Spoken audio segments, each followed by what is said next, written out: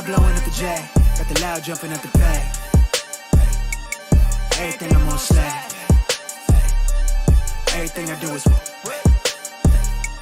the Benz jumping at the bag. Vibe blowing at my J. Got the loud jumping at the bag. Everything I'm on slack. We've been with the Brazilians. This would be the first. They wild, I think. I'm innocent. Bro, you hear that guy?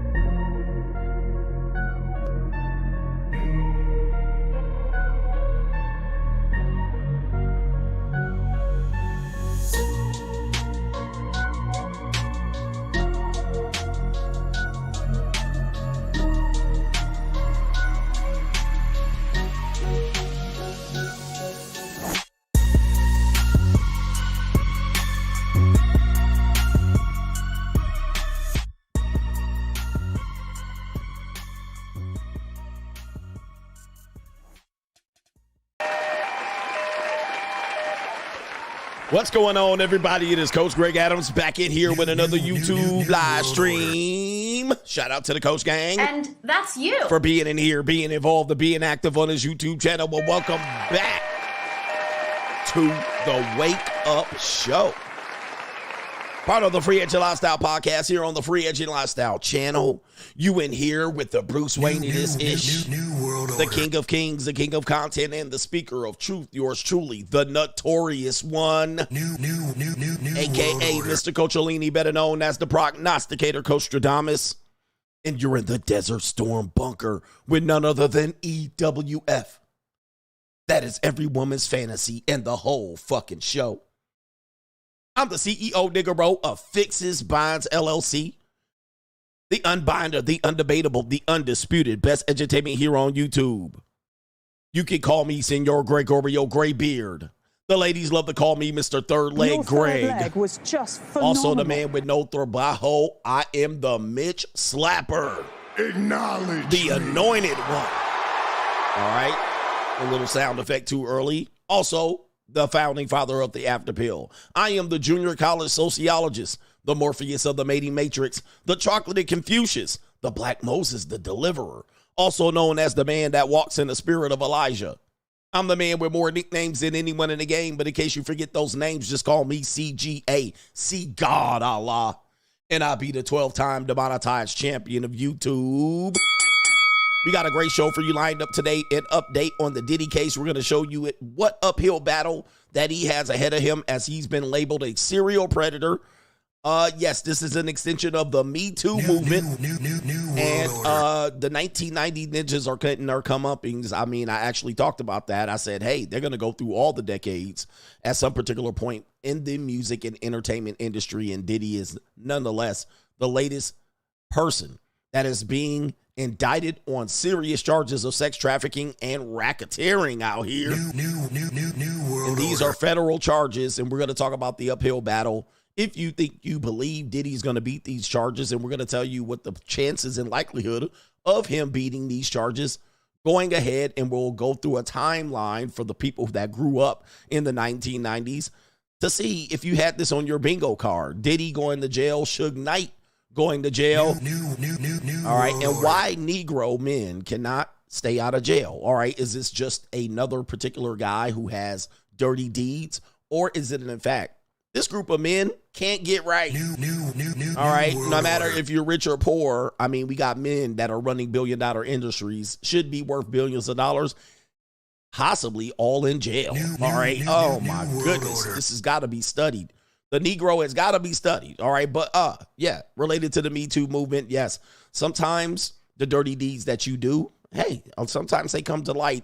And of course, if you've made people feel belittled, ashamed, and you shame people and you trash people, yeah, this is going to come back. A lot of people have little strategies on how to deal with women today.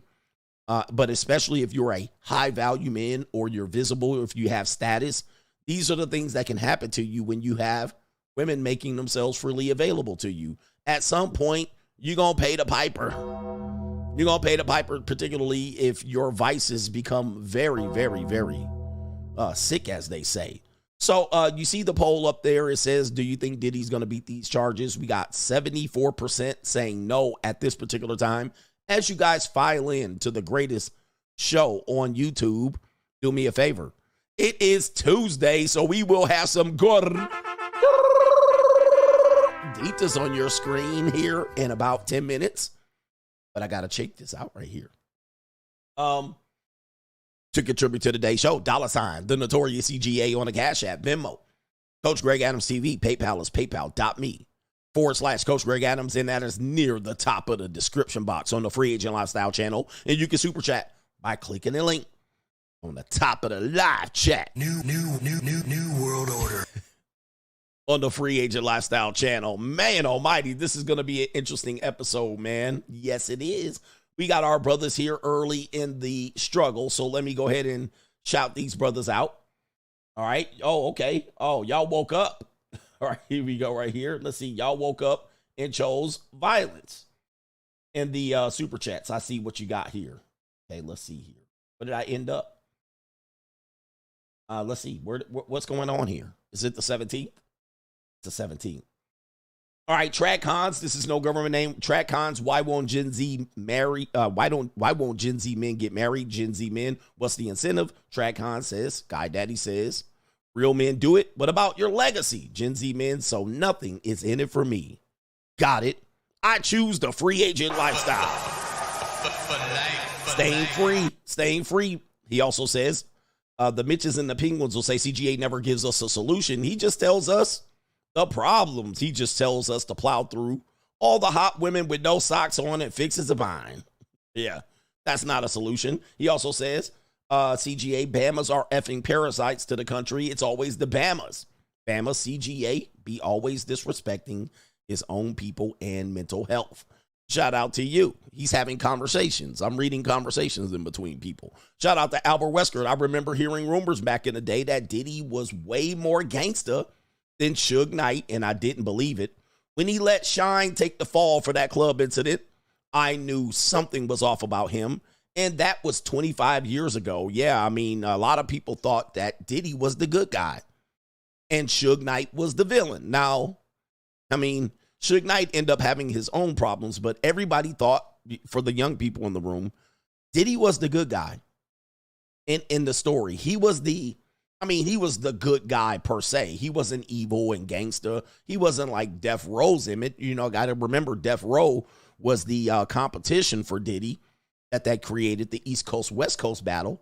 For people that don't know, Diddy was the good guy. Like, Diddy was like the guy that, oh, why are you messing with him? I actually may play a clip of the Sorcerer Awards, and it was like, they're bullying that poor guy, Diddy. Well, he ended up being the guy. He ended up being the bad guy the entire time, all right? But, you know, Wendy Williams knew. All right, Wendy Williams, there were people trying to expose him for a long time. He had good public relations. All right, his public relations was good. People were trying to expose him like crazy. But he was always kind of smiling and doing the Diddy bop. All right, Ninja was, can't you see what you do to me? He was kind of just seen as kind of like a laissez-faire. He just having a party. You know what I mean? Chris style. But, you know, shit started hitting the fan on that Ninja. Real, you know, for date. But people gave him a pass. They kept giving him a pass. You know, Suge Knight, on the other hand. I don't want to say anything about Suge. Shout out to the chocolate solution. I have to accept that women pretty much have to lose you and make poor decisions to realize you were the king. Yes, they have to lose you and realize you were the king. Okay. And most of the time, they'll come crawling back. But, of course, women are funny, man. I like them. Daniel McGee says, look at my favorite African-American. Look at my African-American over here. Look at him. Are you the greatest? You know what I'm talking about? All right, shout out to Brown 310 says shout out to the pretty feet senoritas in the building. I got two for you here. The pretty feet senoritas, the mamacitas. Where's the chiquitas? We need to see these chiquitas. Although, unfortunately, well, I can't say it on live TV here. All right, here we go right here. Well, this is live internet. I can't say what I want to say. I can say it over on what? I can say it over on locals. Shout out to Cam for the 555. I appreciate you, brother. So that's an interesting number. He sent me all fives. Is that a good look? That's not a good luck number. And we got some pay pizzles in the building. Let me acknowledge the pay pizzles. Okay, there's like none, maybe. Is there any? I haven't waken up yet. All right, so oh, there it is. I knew there was one. Shout out to our brother Pro Man says the community is designed to be a trap of black people. Diddy got rich on community nonsense, and now the trap has sprung. Can brothers beat this trap? Can brothers beat this trap? Because, yeah, I mean, the trap is there. Not many brothers come out on top unless you just, you got to lay low. You're a target. You're a target for the impoverished people, and you make money off the people's backs, and then they turn their back on you. But in the middle of that, you do some despicable things, like you think you're above the law. You think you're above the law. You're not above the Fedi Gov. I mean, the feds can put some charges on you. The feds can put some charges on you. So if you're going to be out here having a party, taking advantage of people, bullying people, it's going to come back to you, bruh. It's going to come back to you. And shout out to our brother, G. He says, is it me or do gorditas never let you see the skeet receipts? Coach, I got a certified gobbler over here. Hit me with the gordita theme. Yo, wait a minute. What receipts? Hey, somebody said the gorditas never let you see the skeet receipts. You mean their body count? Oh, it's funny that you mentioned body count in gorditas because always remember, gorditas be out here smashing. Let's take you to a classic Gordita clip right here just to remind you the skeet receipts here. What's the question? What's your body count? What? What's your body count? Body count? 260, I'm not gonna lie. No, not your body count. What do you mean? How many? Three. Oh no, she's way more lightweight than I am. Ma'am, how many bodies have you had sex with? Oh, no, I can't count that. No, I cannot. Let's just say it's more than the 10 fingers, okay? All right, hey, let's just say. All right, you don't need no skeet receipts. They banana gobbler. Shout out to Donovan. All right, they get away. They be in these streets. These gorditas be in these streets. In these streets? All right, let's just say it's more than the 10 fingers. All right, but her friend, her cousin, her prima was trying to say 3. All right, which one is it, ma'am? Is it 3? She tried to act like she been out here with that old, ooh, look at that chin. Ooh, look at that chin. Bruh, that is a certified gordita right there. That's a prime time gordita right there. Shout out to her. More than the 10 chubby fingers. She's a nasty woman, I can tell.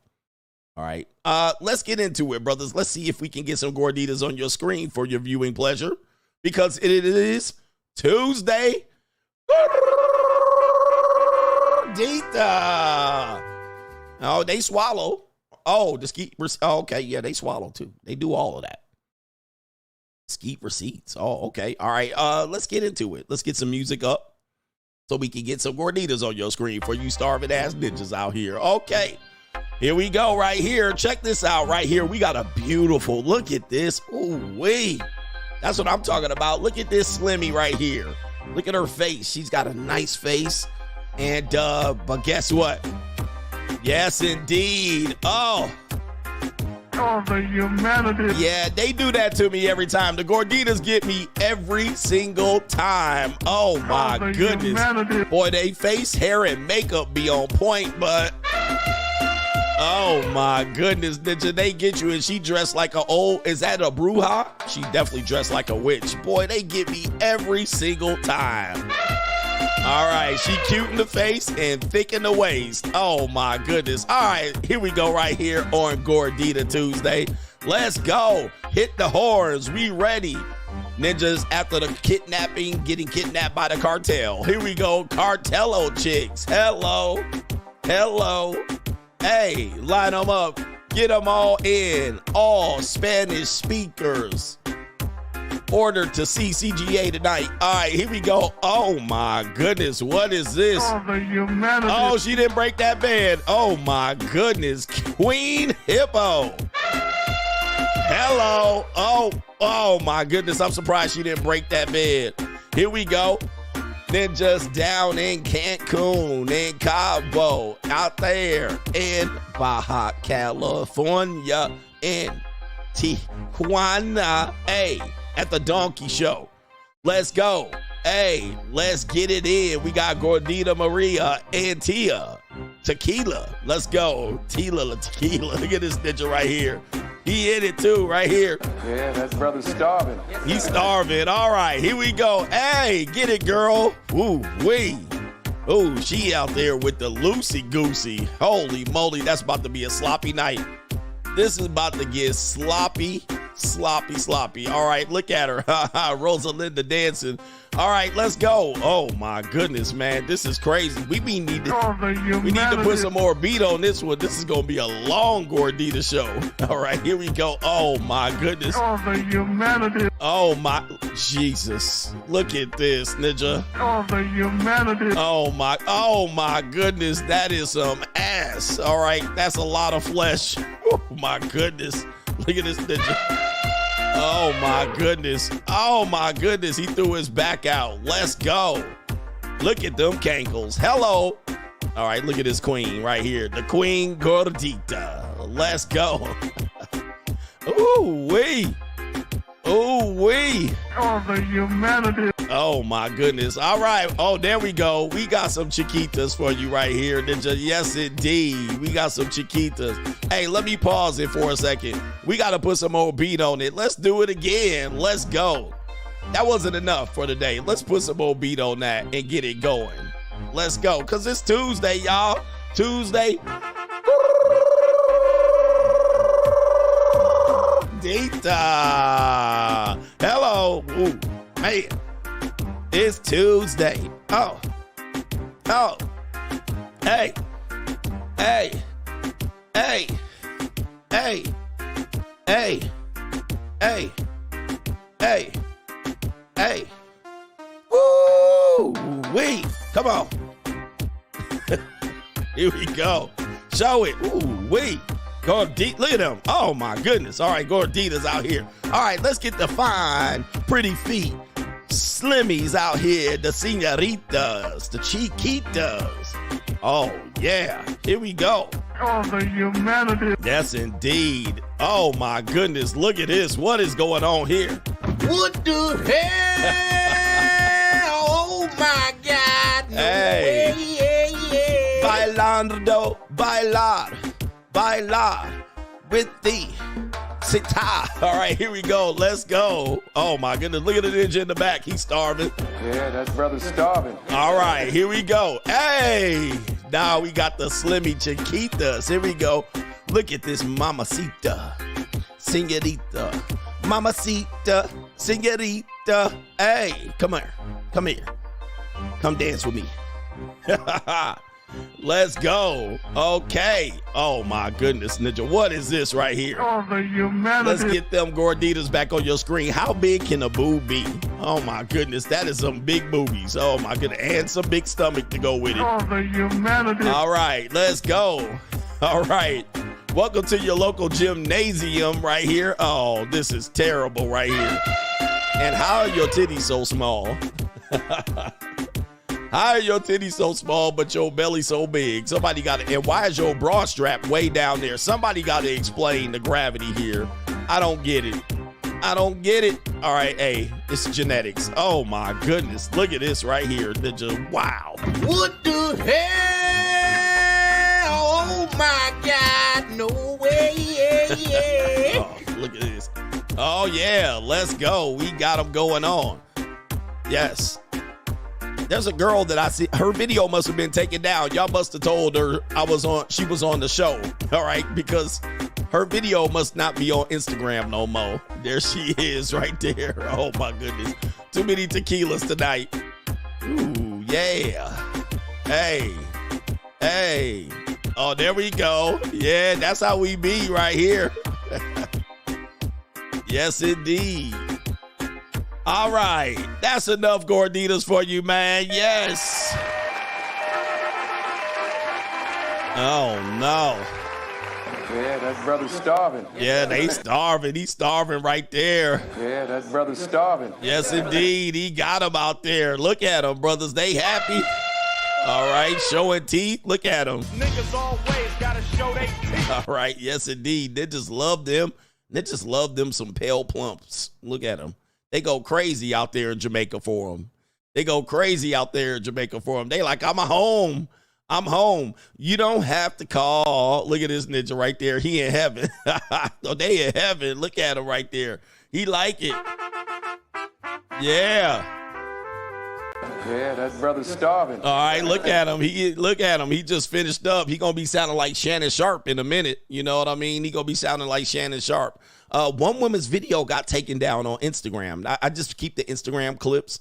All right, so if they remove it off their channel, their Instagram page, it's gone. So you know what girl got removed? It is the dancing girl, the girl that dances quick. All right, in the white shorts. She took her video down. Oh, that's sad to see. But what is this? All right, wowzers.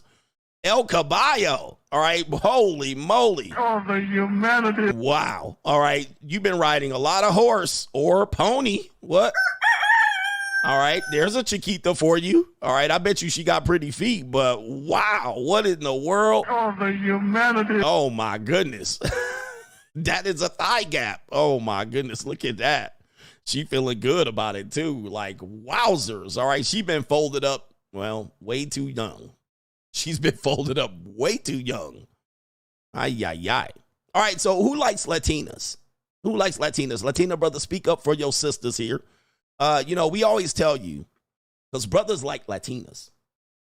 They be liking Latinas. You know, brothers like, I want me a Latina, coach. Because that's kind of like, you know, you're getting a sister halfway. You don't feel like you're getting a white girl. You might like the way they treat you. They're curvy. They're sexy. They're hot little tamales. They're hot tamales. They're passionate. And they say, get you a Latina, coach. Get you a Latina. Well, let's go ahead and see what happens. You get you a Latina girl. All right, we're going to take you to this first skit right here. And let's see if we can pop this on the page here. They say, get you a Latina. It will be fun, coach. Here we go right here. Start with this guy.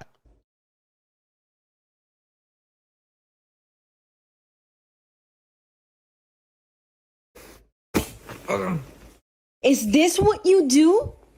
Is this what you do while I'm asleep next to you in bed? Oh, no. That's disgusting, Alex. Alex. That's disrespectful.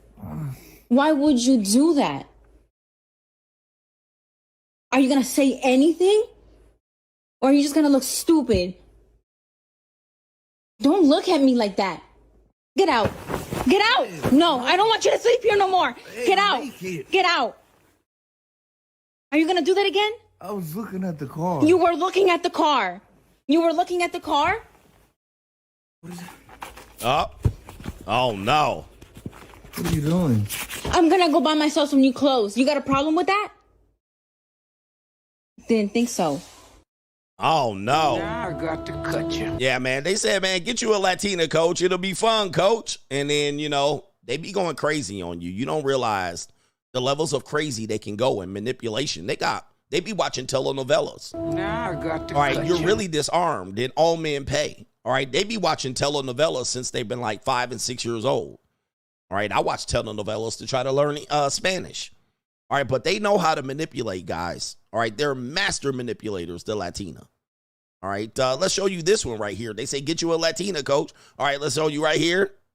All right, let's take it down over this clip right here. Here we go. My wife made some enchiladas and I told her they taste like shit. But for some reason today, they taste so good. Oh, no. They're pretty good, honey. Can I finish them? So Good job. No.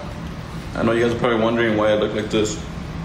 I fell out the stairs yesterday. Oh my gosh, it was so bad. Don't forget, when I was laying down, when I was laying down, you asked for them. Oh yeah. So last night. Yeah. Now I got to cut you. They get you a Latina, man. They be toxic right there.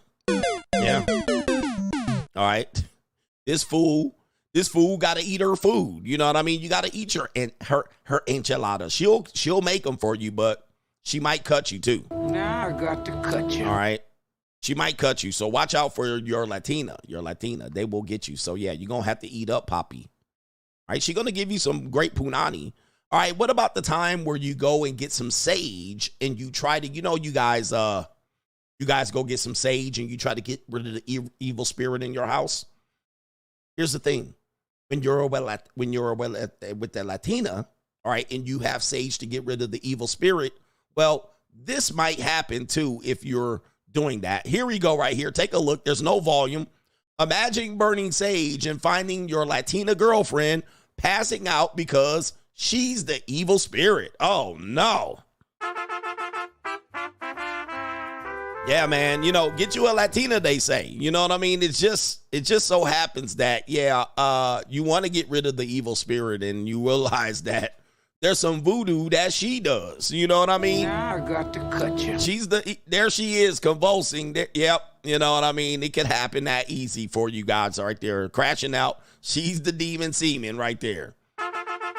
And, if you get you a Latina, I'm going to tell you, man, you might burn some sage or do some sort of ceremonious ritual to get rid of evil spirits, and she might leave. You know what I mean? I'm just telling you right now. Now I got to cut you.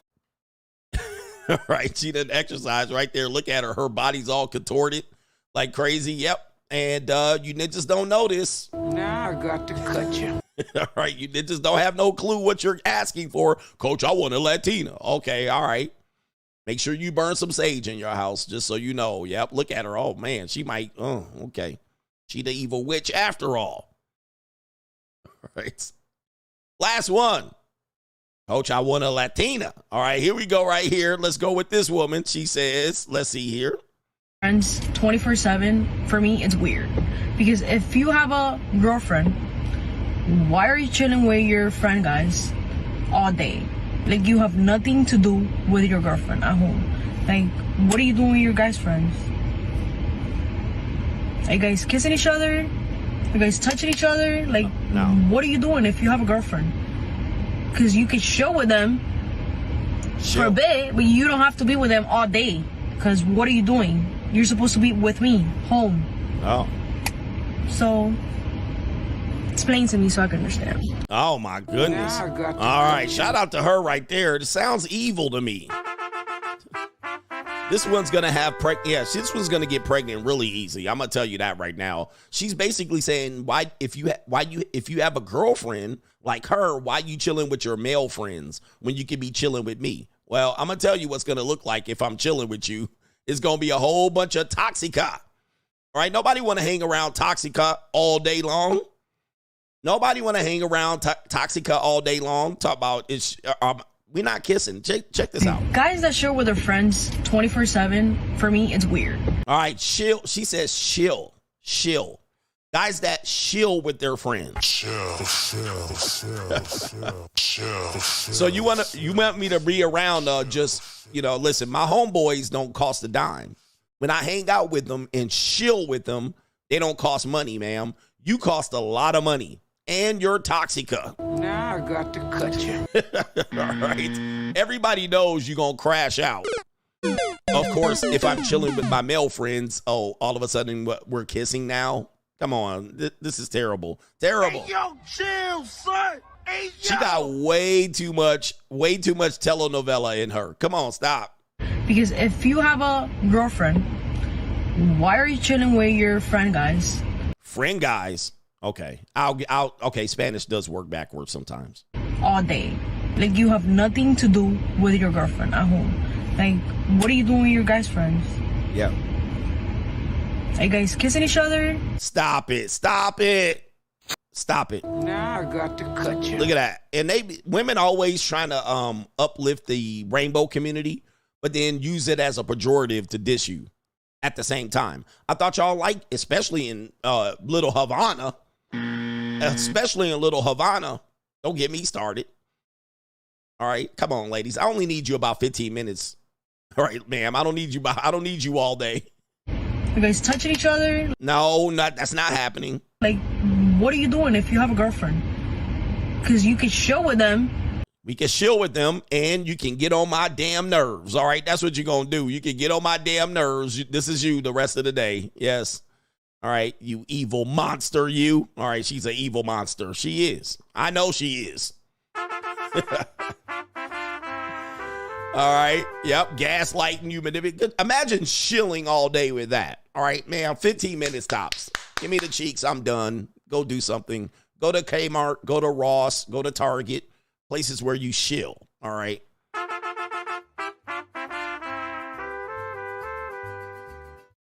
Anyway, bend it over when I get home. All right, let me get in here. We got Doom and Gloom CGA coming up. And a great show coming up, man. Do me a favor, hit the like button, man.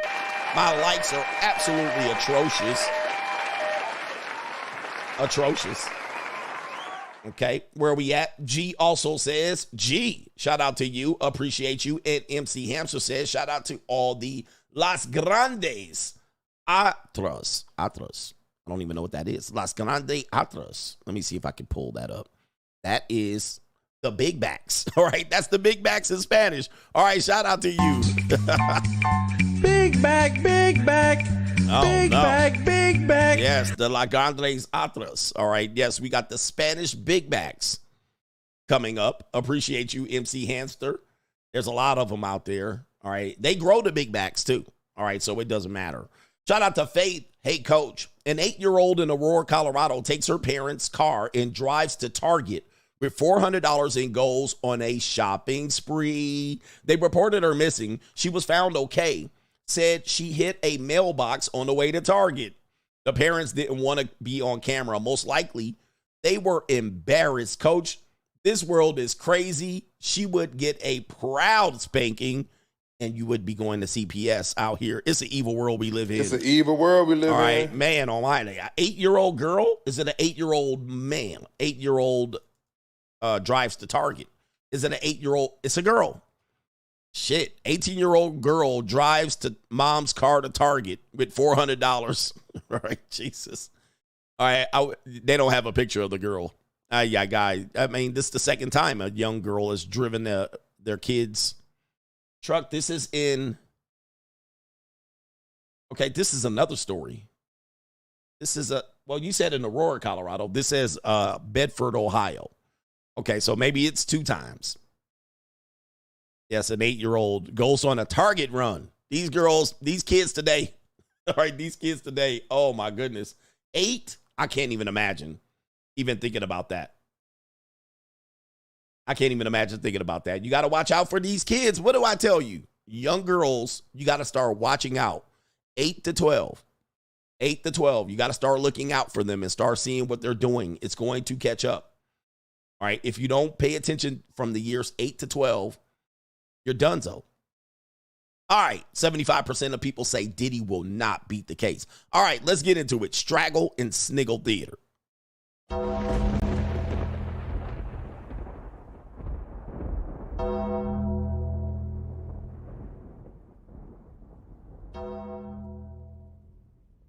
Actually, it's Doom and Gloom CGA.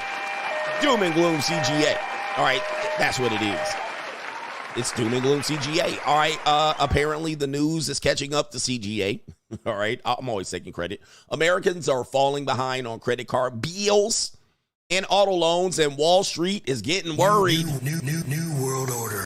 They already knew that. It says right here.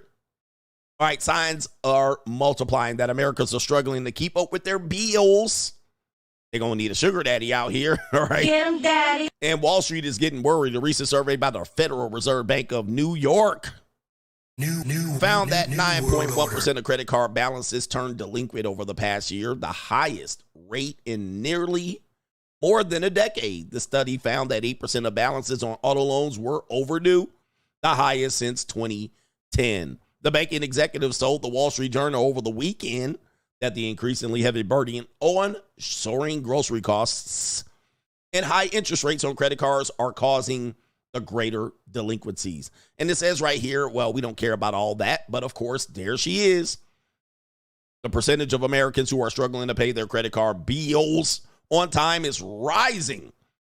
And it says right here, it says what that tells you is that people do get behind on their payments in this environment. It's tougher to get out of them. That's for sure. In general, this was and has been a bigger issue for people in the bottom half of the income spectrum. All right, Ally, the place that people have been using to I guess they financing things off of I guess you would say Amazon. All right. It says right here, their clients have been struggling with the cost of living and now are struggling with an employment picture that's worse. Employment. Worse. All right. That's all I'm going to mention on that article because that's no surprise at this particular point. All right. It's no surprise. I told you that we would be here in an economic collapse of epic proportion, and it is a slow burn, and it's not going to be a soft landing because it's basically the frog in the pot metaphor. I mean, it's not going to be a soft landing. This is going to be deliberate and long. Buckle up. This is going to be another 6 or 7 years before we see something come and the market fixes, if it fixes at all. Now, I don't want to get completely doom and gloom, but this is going to be a long ride. All right. Speaking of, according to this headline that was sent to me, Amazon CEO ends remote work, tells staffers to return to 5 days in the office. I told you. Oh, Jesus. Is this new? Is this a new headline? Y'all thought that remote shit was going to be forever. I actually know people that are looking for jobs and they're like, oh, I'm looking for a job that's fully remote. Remote jobs are going to be the future. And I was like, really? Really? Me? Too aggressive? I was like, it's not going to be the future. I think at some particular point, these companies know that they're losing money on space, right? They've rented out all this space. They have leases and office buildings, and they sent y'all home with fat paychecks. Y'all moved to low-income environments. You left. I know people that left Northern and Southern California, moved to Las Vegas and Phoenix and other areas of the country, thinking that their job was going to be remote forever. But then what happened is these companies are losing tons of money on office space, and they're like, man, we got to get these people in. Plus, the data that people were performing better, despite not being in office buildings, I mean, that data is turning on its head. Also, people started to do work-life balance even in this situation. So these companies are calling people back. Call them back because they need your ass there to really justify spending all that money on the office leases. That's what it is. I think that's number one. That's the number one priority. It's not that they're going to perform better or any better there. Also, I always tell you, I want to be able to grab your neck. All right. I want to be able to grab your neck if you're working for me. All of that working remote shit, leave that for the Philippines. That's for the Philippines. All right. But I want to be able to intimidate you and bully you on the job. Yes. I want to be able to harass you and shit like that. I want to be able to look you in the eyeballs and say, where's your TPS report? All right. I want to wring your neck. All right. So I think that's one of the main reasons why they're calling people back is that they cannot justify it. They can't do anything with all this office space. They might thought about maybe selling it. They can't sell it. Who are you going to sell it to? Everybody's working remote. Then all of a sudden you want to see if you can convert these office buildings to possible apartments. All right. But of course, the rent rates in all of these blue cities, it's going to be very expensive. So yeah. All right. All right. They just ain't doing no work when they out there working at home. There goes your work-life balance right there. All right. Doom and Gloom CGA continues. And it says right here, if you can't decide to get serious about retirement in your 40s, it's too late. Shout out to the Money Mindset group. I'll put the link in the description box and in the live chat. Listen to this. Most people seem to feel that at retirement, to be okay, you need 10 or 12 times pay, and maybe 15. So if you make $100,000 a year, you need $1.5 million to be okay. You need to save more. You need to start sooner. You can't start work when you're 20 or 22 and decide to get serious about this in your 40s. The boat has sailed. These days, many baby boomers are planning to delay their retirement. Some may never stop working. It's hard. Without knowing exactly how long you're going to live, it's difficult to guess how much you need to put away.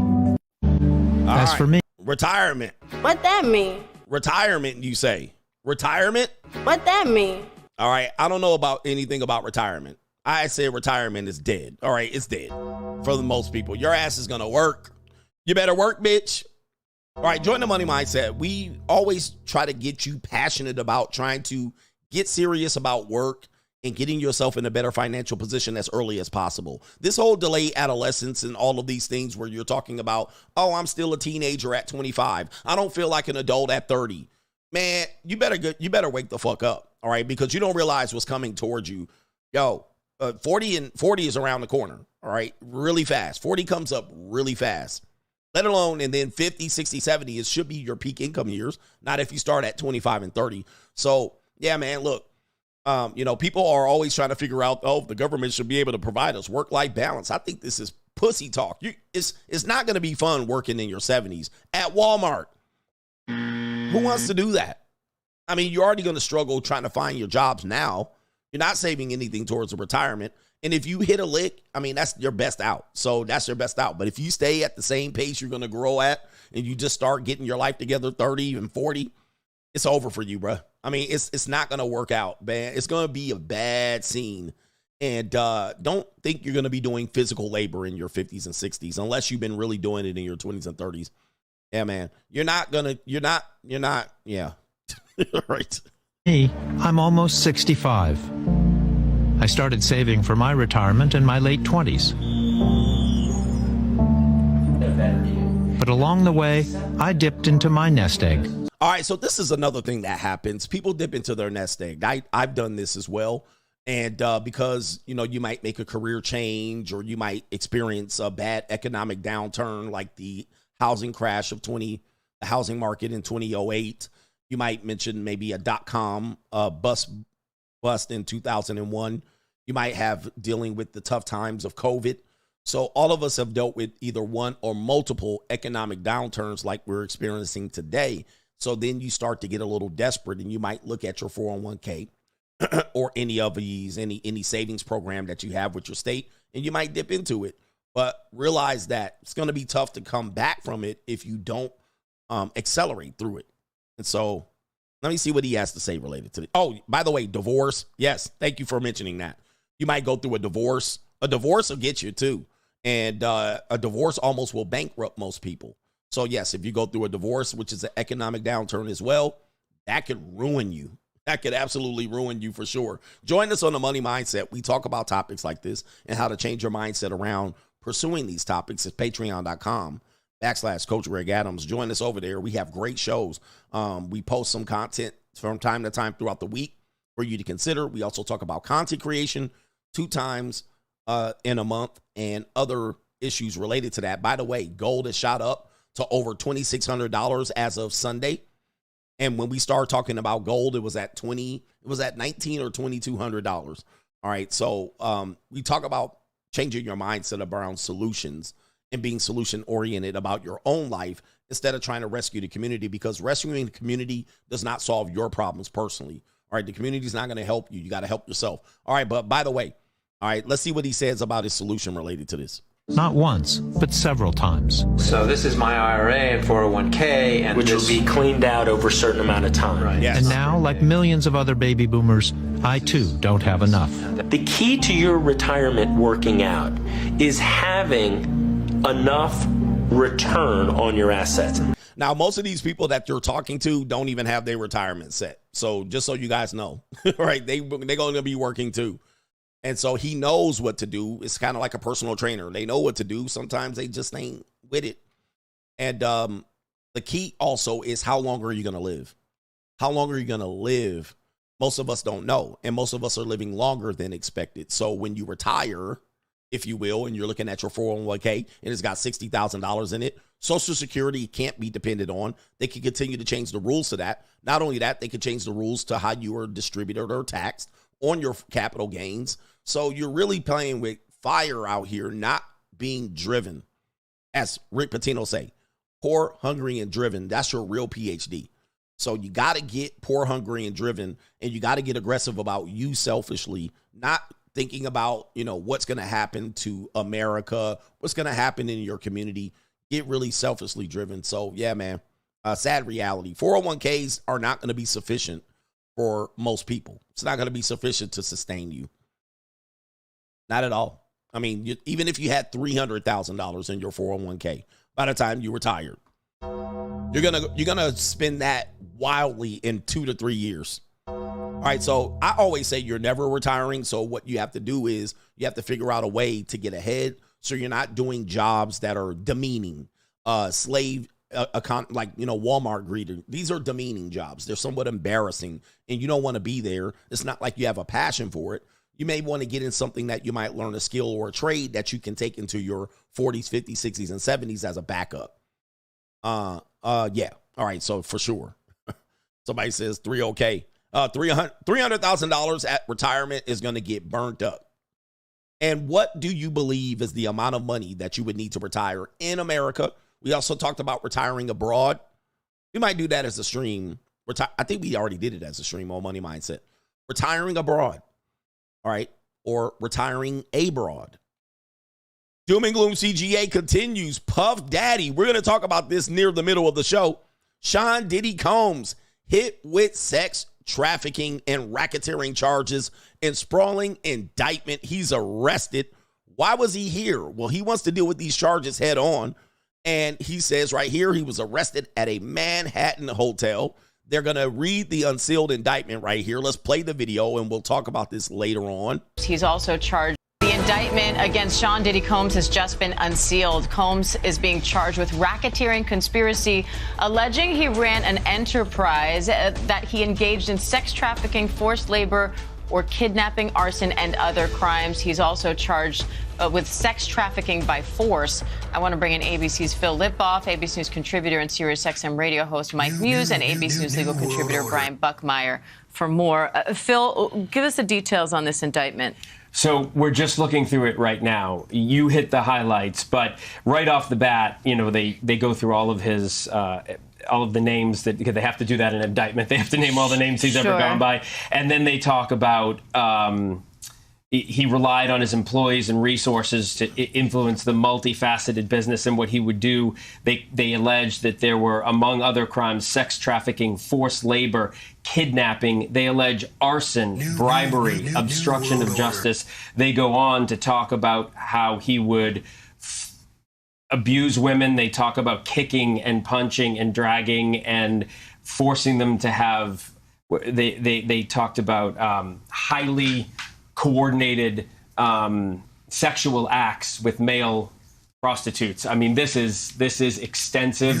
This seems to be everything that we have heard about in allegations. I haven't been through the entire thing yet. All right, so he hasn't been through the entire thing. Neither have I, but we're going to talk about it later on in the show. But the days are gone, gentlemen, and I've been preaching this even in some of the things that we all talk about doing, even with women. The days are gone where the person gets nothing out of the deal. Even if she gets something out of the deal, it is dangerous in dealing with them. And also taking advantage of people is no longer a thing, especially vulnerable, what they perceive as vulnerable women. And then even men are involved in this lawsuit. Kid Cudi apparently is involved in this particular indictment. These are federal charges. And I don't want to spill the beans on this one, but federal charges and federal indictment normally doesn't end well for you. So we're going to possibly look at what kind of time he has. But this is an interesting development as of late related to Diddy. We'll get back to that. That's Doom and Gloom CGA.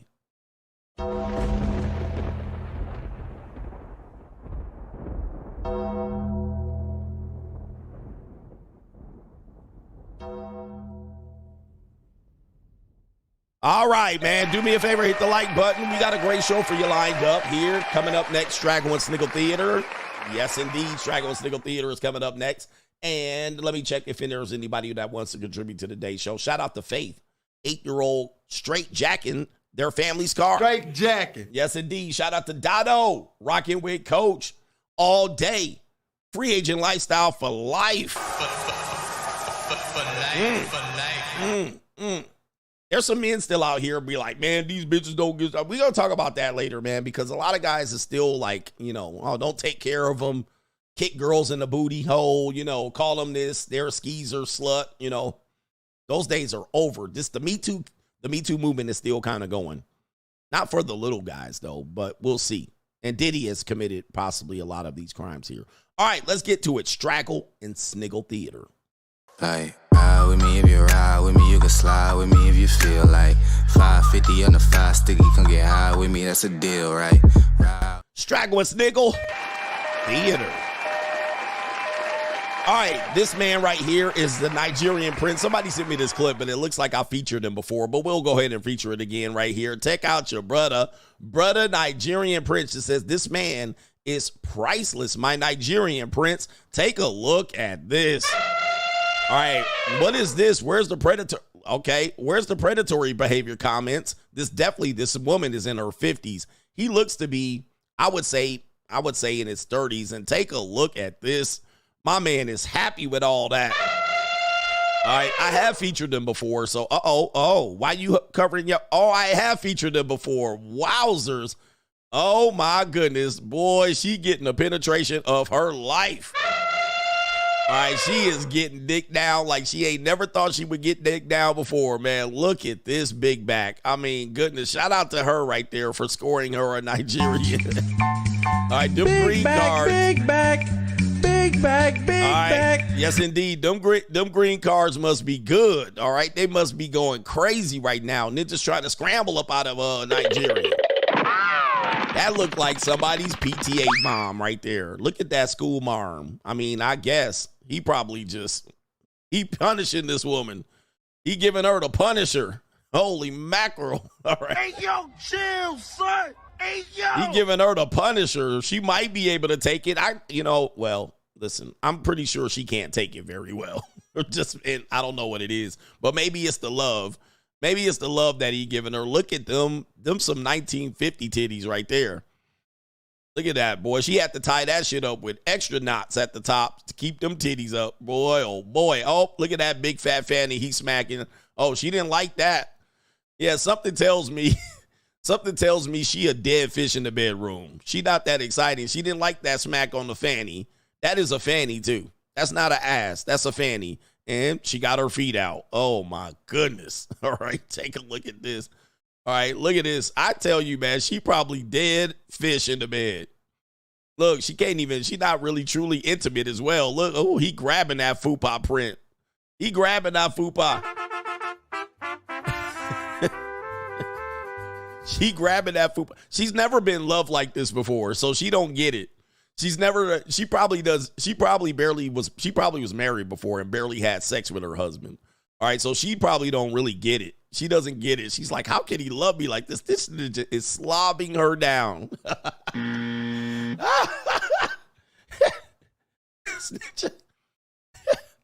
This ninja is slobbing her down for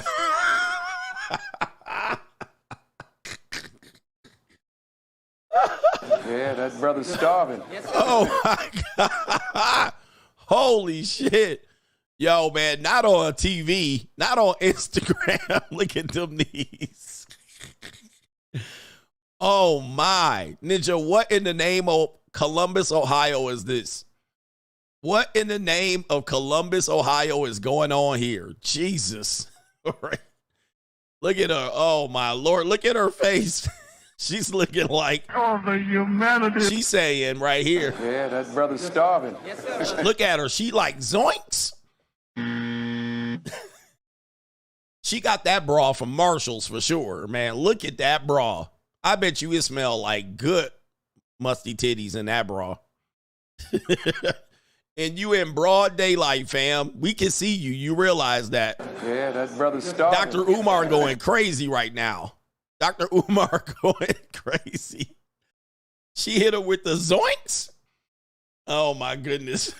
Oh, goodness. All right, Straggle Sniggle Theater. We have a man that tries on his girlfriend's wig, and she says he absolutely slays.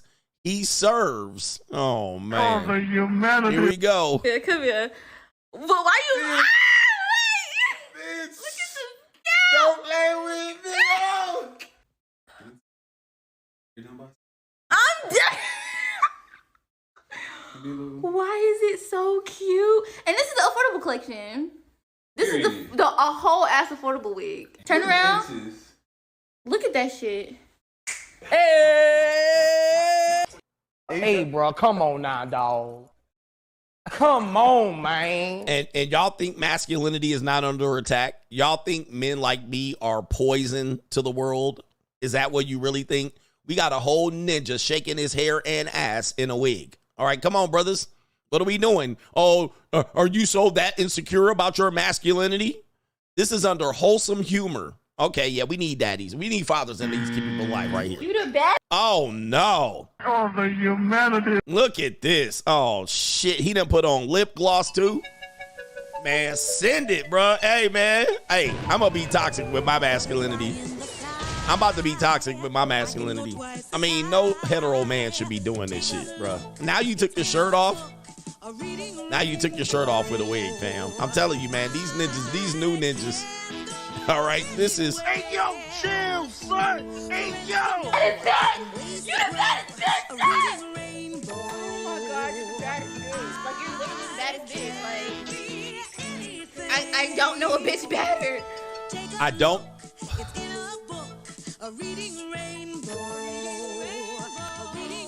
Oh, the humanity.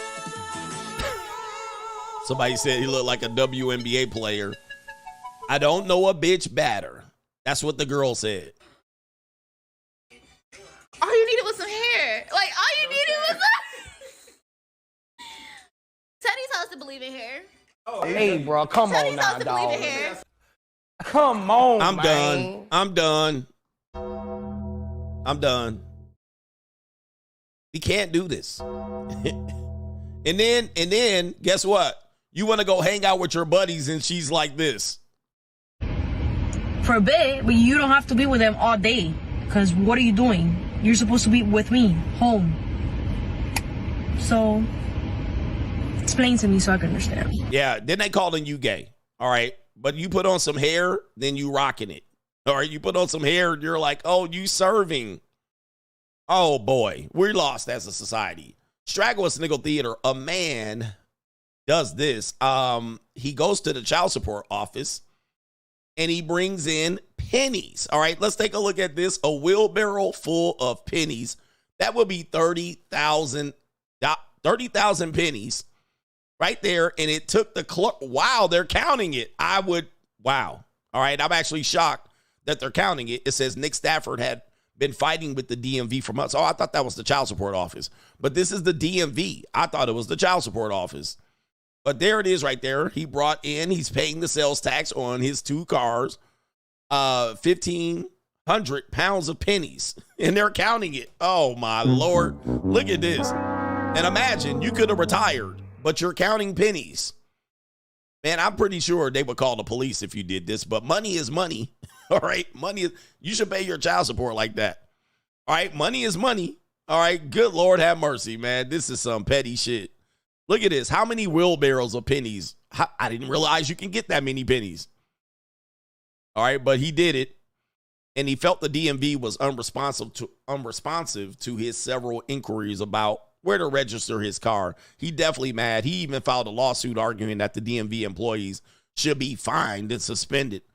Okay, so yeah, 300,000 pennies. Look at that, man. Goodness, his back is going to be injured for sure. He definitely going to get injured doing that. Yo, they got machines for that.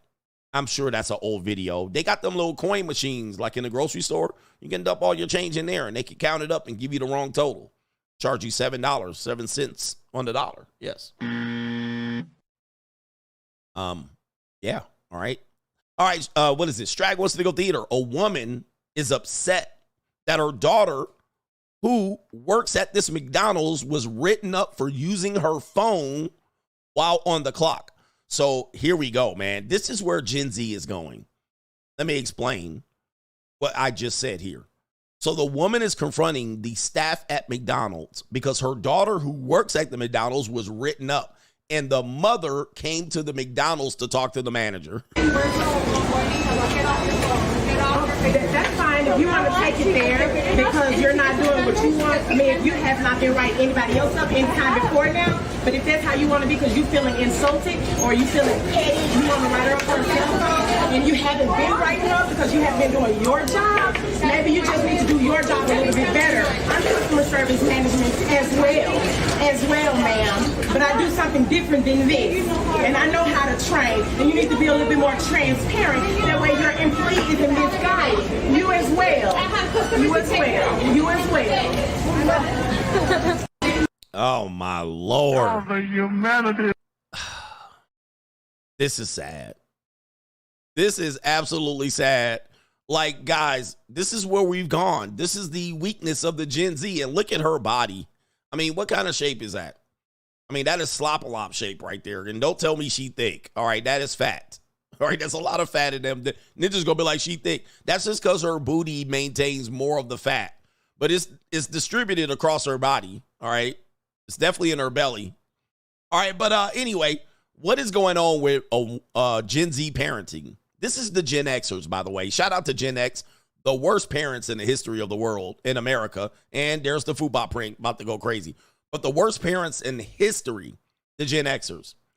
Because the boomers were bad. Gen X, we've managed to top it and keep our Gen Z people constantly handcuffed.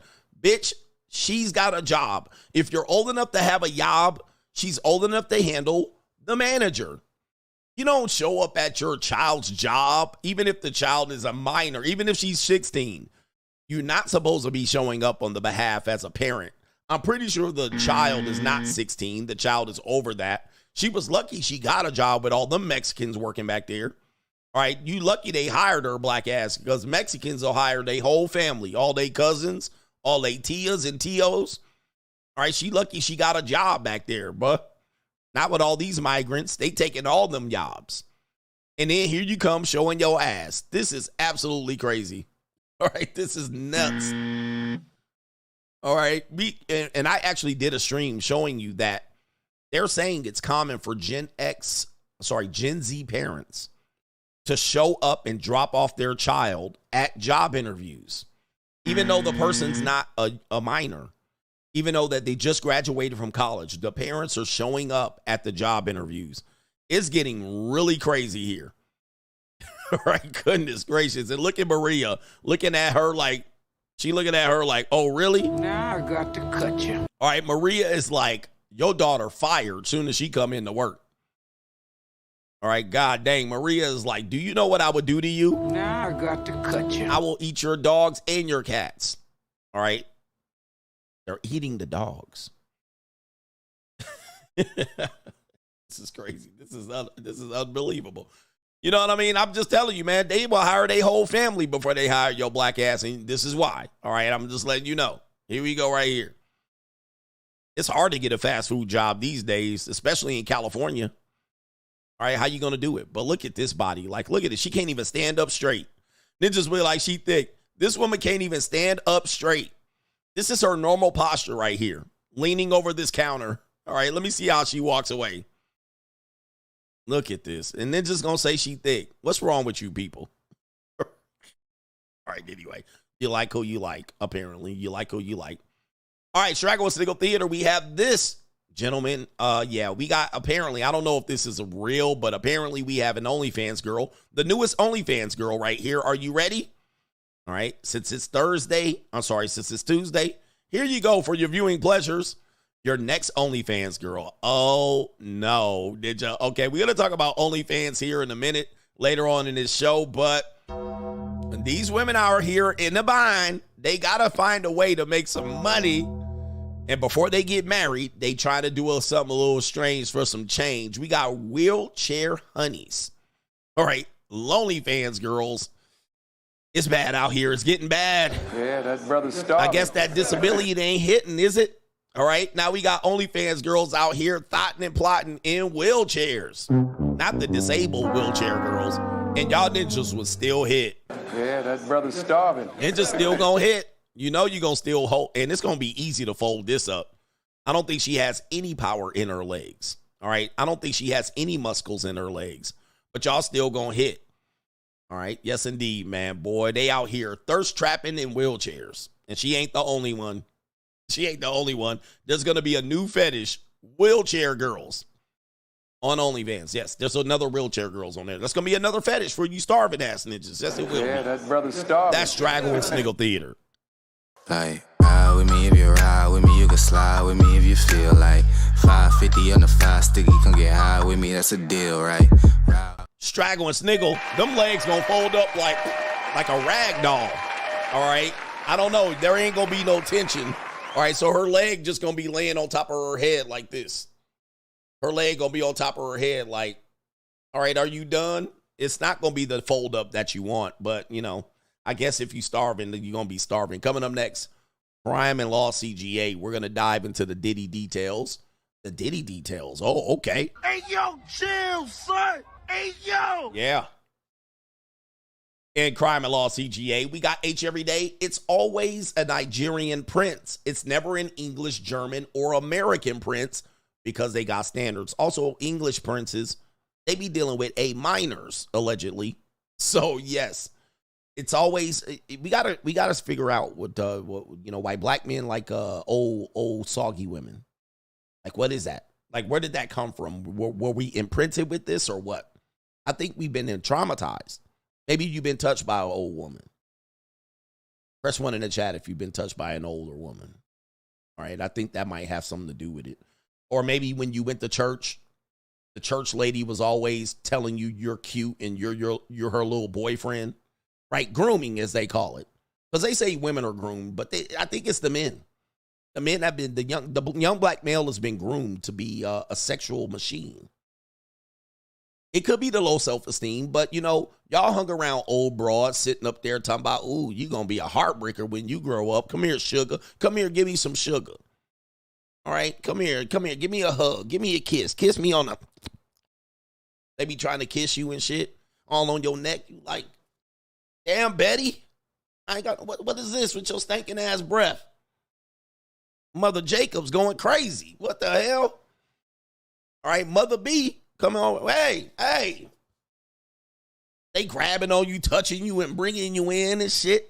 Yo, daddy ain't saying nothing. They sitting you on your lap. You 9 years old. They're like, come here, sugar. Sit on my lap. You like, sit on your lap? I'm 9. All right. Let me see something here. Let me give you a little money and you give old Betty some sugar here. Sugar. I don't want no sugar. You be French kissing them, then your parents go away. They be like, why don't you come in here and help me take off my pantyhose? You like, all right, well, okay, I guess. I babysitted you. I used to wipe your bum when you was a little boy. So come on in here, boy. I done seen it already. Let me check if you got some hernia or something down there. All right. She pull out that little jar of them cookies. All right. And it ain't nothing but sewing machine shit in there. You be like, damn, I thought you had some cookies. I ain't got no cookies, but I got some candy. I got some rotten candy in this jar. Right. And it's like that Christmas candy that been in there in this fucking April. And it been out there unwrapped. You know what Christmas candy I'm talking about? See if I can pull this shit up. Christmas candy. Let me see if I can pull that old. Yeah, this shit right here. All right, she got all this shit in the jar. All this shit right here. You know what I mean? She's like, go on in there and get you a little something in that jar in there. I got some candy right there before you go outside. You narrow ass boys out there, y'all smelling like wet chickens and outside. All right, come on in and get some candy. This shit right here. And everything, if it's anything you need, you know, Mother Johnson got you. Look out for your ass. All right, I be looking out for you. And your mama told me I can whoop you bucket naked. All right, I can whoop you bucket naked. All the candy stuck together. You like breaking it off. Now you need a whooping. All right, she told me to get your underoos off and all of that. Let me feel that. Okay, yeah. Oh, that's yeah. Anyway. Shit. All right, nobody want that old ass candy. It's either that candy or candy that's going, yeah, they're just taking your filling out. This strawberry ass candy over here. She either got that shit in there too. She got that strawberry shit. Soon as you bite into that, taking your whole tooth out. Let's get back to it. It just is like, this is crazy. Yes, it is. It happens to the best of us and the worst of us. H Everyday says, yes, these girls think that all that they need to do is level up is a wig or a glow up, and it will change everything. So is that the Snow White or Alice in Wonderland fantasy? Indeed, yes, yes. Well, they know most men are starving, so a little bit of wig, all right, and they got it. All right, but wigs are disgusting, by the way. Wigs are absolutely disgusting. I cannot do wigs. Now, I don't care what race you are. All right. I don't care what race you are. If you're a white girl and you come with a wig, I'm going to be like, take that off. All right. I can't do it. I can't do wigs. Wigs are nasty to me. Everything about them. All right. Shout out to Blue Bag and says, these kind of charges in the feds, you're getting 30 years plus. Ninja blew up Kid Cudi's car. What the F is going on out here in these streets, allegedly? In these streets. Allegedly blew up Kid Cudi's car, and they got it in the indictment, the grand jury indictment. I don't know, Puffy. I don't know, Puffy. Dennis S. says, you're right, coach. My college roommates was 6'3", muscles and dreads. He beat the brakes off of a Gordita who looked like the I'm not gonna lie girl. Just like that, gentlemen. Just like that. I mean, we know this. We have to get guys to realize that this is happening because a lot of men are trying to figure out what's happening in this world, right? The dating marketplace. It really is the 80-20 rule.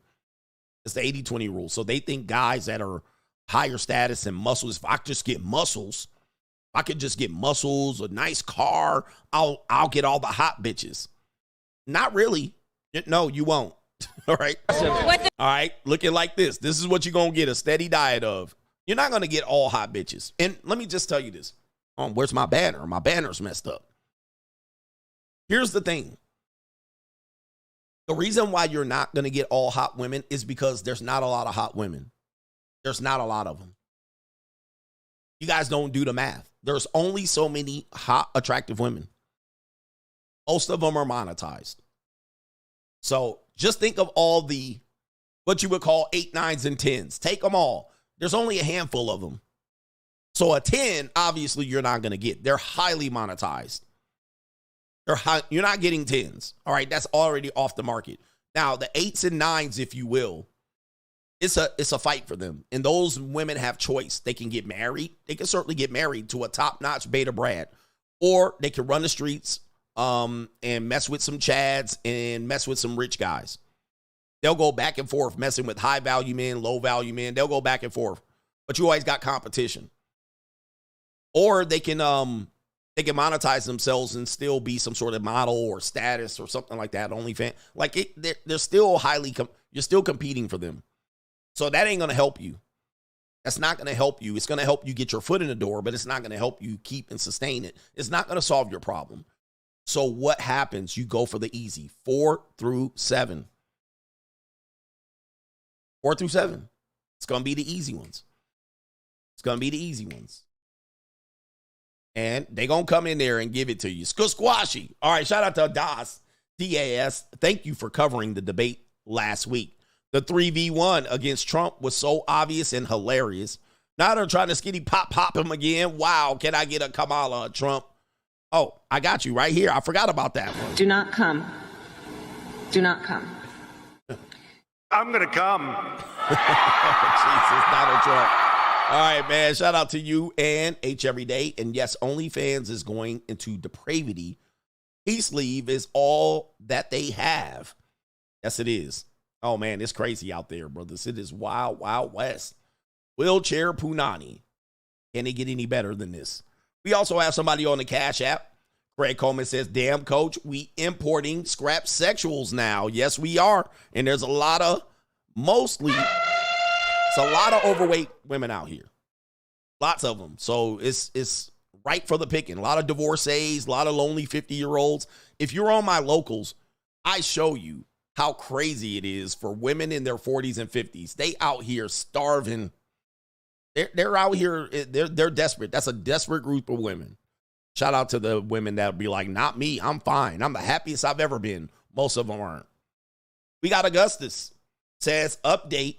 Had to look you up to the. Okay, wait a minute. What happened? Who did? Maybe you haven't finished with that, chat. I'll let you finish. All right, maybe you need something else to add because it's incomplete. New world order. You get an I on your paper. All right.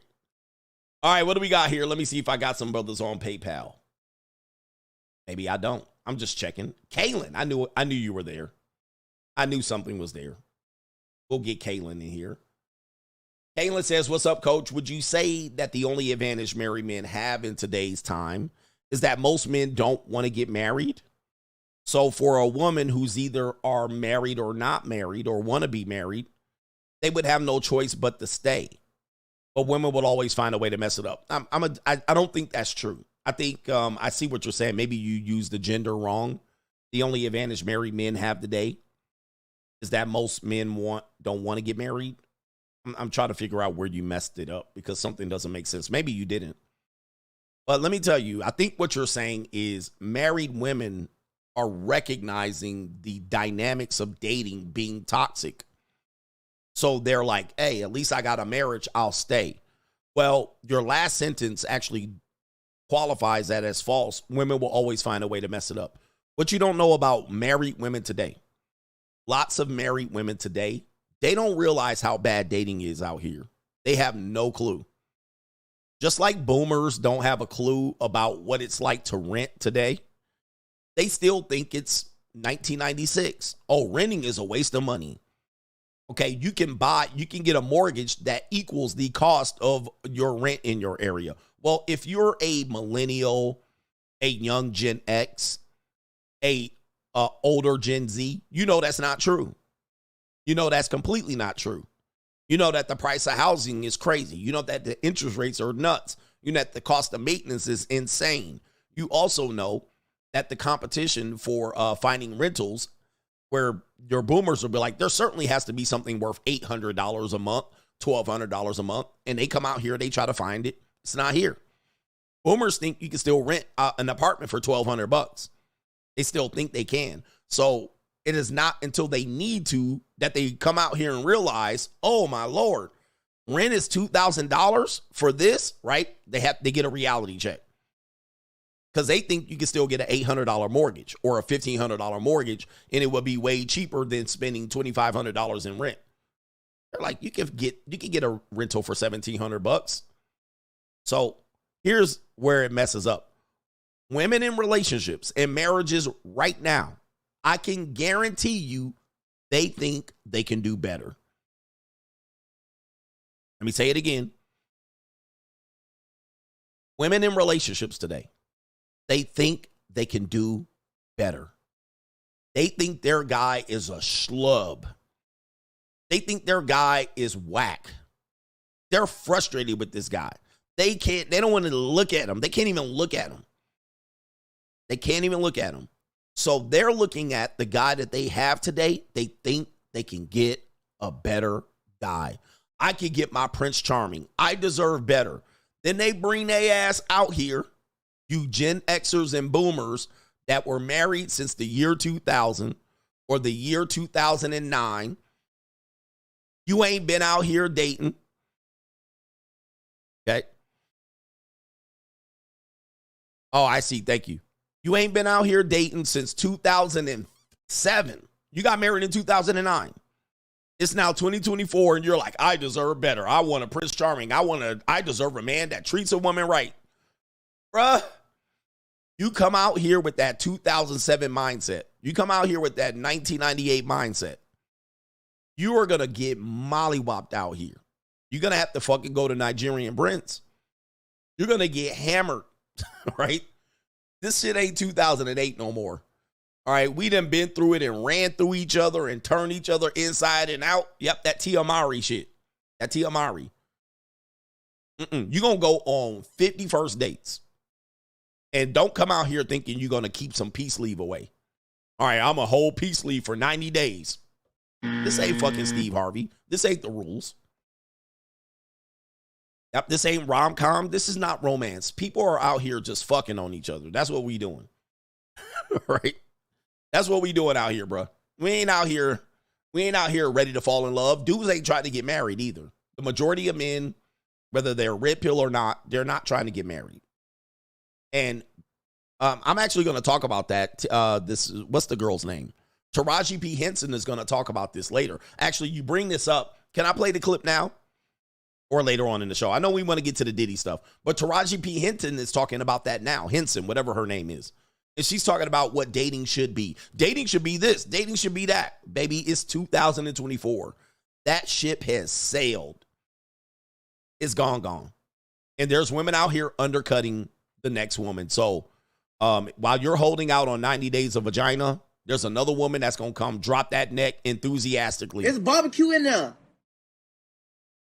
All right. And somebody said play the clip. All right. This is supposed to be later on in the show. All right. I'm trying to get to the Diddy shit, but I guess I'll get to it now. All right. You're dating all wrong. Let's get to it, and then we'll do the Diddy shit. All right. Let's see. Here's Taraji P. Henson talking about what dating should be. We got 3 type of women dating strategies here. So let's pop this up on the screen. Plus, these women are old. They're like 40 and 50 coming out here trying to get a guy. So this is Taraji P. Henson. What's wrong with these men? Here we go right here. I mean, guys don't court anymore. They don't court. Take me out to dinner. Say you're going to pick me up at a certain time. Yeah. I remember dating should be an event, you know? Yes. You like the guy, so you want to get pretty for him, so you spend all day in the spa. What happened to that? I mean, guys don't court anymore. They don't court.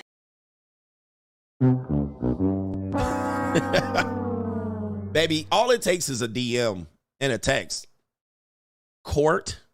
Are you crazy? Look at this woman nuts. I don't give a fuck what you think, bitch. Cut that bitch off. How old is this woman? Next caller. How old is this woman? Like, this is insane, bruh. Hey, was she in a relationship? Guys don't court. Skeezers? All right? Ain't nobody courting no skeezers, bruh. Ain't nobody's courting no skeezers. How old is this woman? 54. 54 years old. I mean, stop. Man, courting guys, imagine courting a 54-year-old woman. Who the hell courting a 54-year-old woman? Who the hell's making an event out of dating a 54-year-old woman? Like, why would you do that? I don't care what your status is. Mary J. Blige. I don't give a fuck. All of these old washed up, Nia Long, Faith Evans, whoever the fuck you come up with, Holly Berry. You're 54, man. But what'll happen is women like this will come out of a marriage and be like, I'm going to go find me a man. And some men will put something in their ear or give them a compliment, or there'll be a work husband. It's always a nigga. It's going to be a nigga, right? Right here. And these men like me. It's always going to be some thirsty ninjas on Facebook, all right? Thirsty ninjas on Facebook like this, all right? And then they come out here thinking that they going to find the love of their life. And I never knew love like this before. All right. All of this shit right here that he gonna strap your big 1950 titties up and then he just gonna love you. All right. And he gonna put up with you laying there like a dead fish while you trying to, leverage your vagina with your granny panties. Ain't nobody got time for this right there. She look at that. She like, don't spank my bum. Don't spank my fanny. All right, bruh. Speaking of fanny, men don't court anymore. What? Court is for young people. And the matter of fact, dating is for young people. Dating is for young people. It is not for old people. And when I say old, I'm talking about past really 29. Dating is a young person sport. Now, that's traditional dating. Now, the dating before that was prostitution. So we went through phases. So you're then saying it should be an event. That is not dating. An event centers around what you would do after courting. So before dating was prostitution, it was courting. There was no such thing as dating. Now you're talking about a fantasy. It should be an event where you get ready all day long. I'm going to get ready and I'm going to iron out my weave and pick out my clothes and I'm going to be so excited in butterflies. But guess what? You also did this with 10, 20, 30, 40, 50 other guys before. And how's that work? In fact, the way you make dating an event and exciting and butterflies and nervousness is to do things that you possibly never done before. Older women have done almost everything.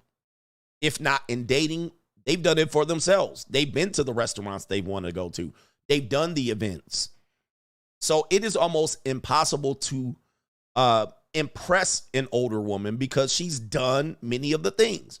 Have you done this? Yeah, I've been there. Have you been to Turks and Caicos? I've been there. Have you been to Costa Rica? Yeah, I've been there. Have you been to Cheesecake? Yeah, I've been there. Have you been to Nobu? Yeah, I've been there. All right, so how the fuck am I going to come up with something to impress you? So once you get about 29, you're way too old to be dating, especially in this mindset. Listen to what she says here. You're way too old for this. Take me out to dinner. Take me out to dinner. That's not dating. Now, you might think dinner is dating, but because you're programmed like that with that. But all that is for men, you hear that shit, that's just free meal begging. That's free meal begging. I don't think dinner is a good first date. But that's a good first date for you. But that leads to usury on the other side because the men only have so much time and money. It puts them at a disadvantage in terms of how many women he can date. But you can date and then pat his ass on the head, all right, and then send him on his way. Thank you for the date. I'm not interested. Thank you for the dinner. I'm not interested. Well, guys don't have that much resources anymore. We live in an equal society.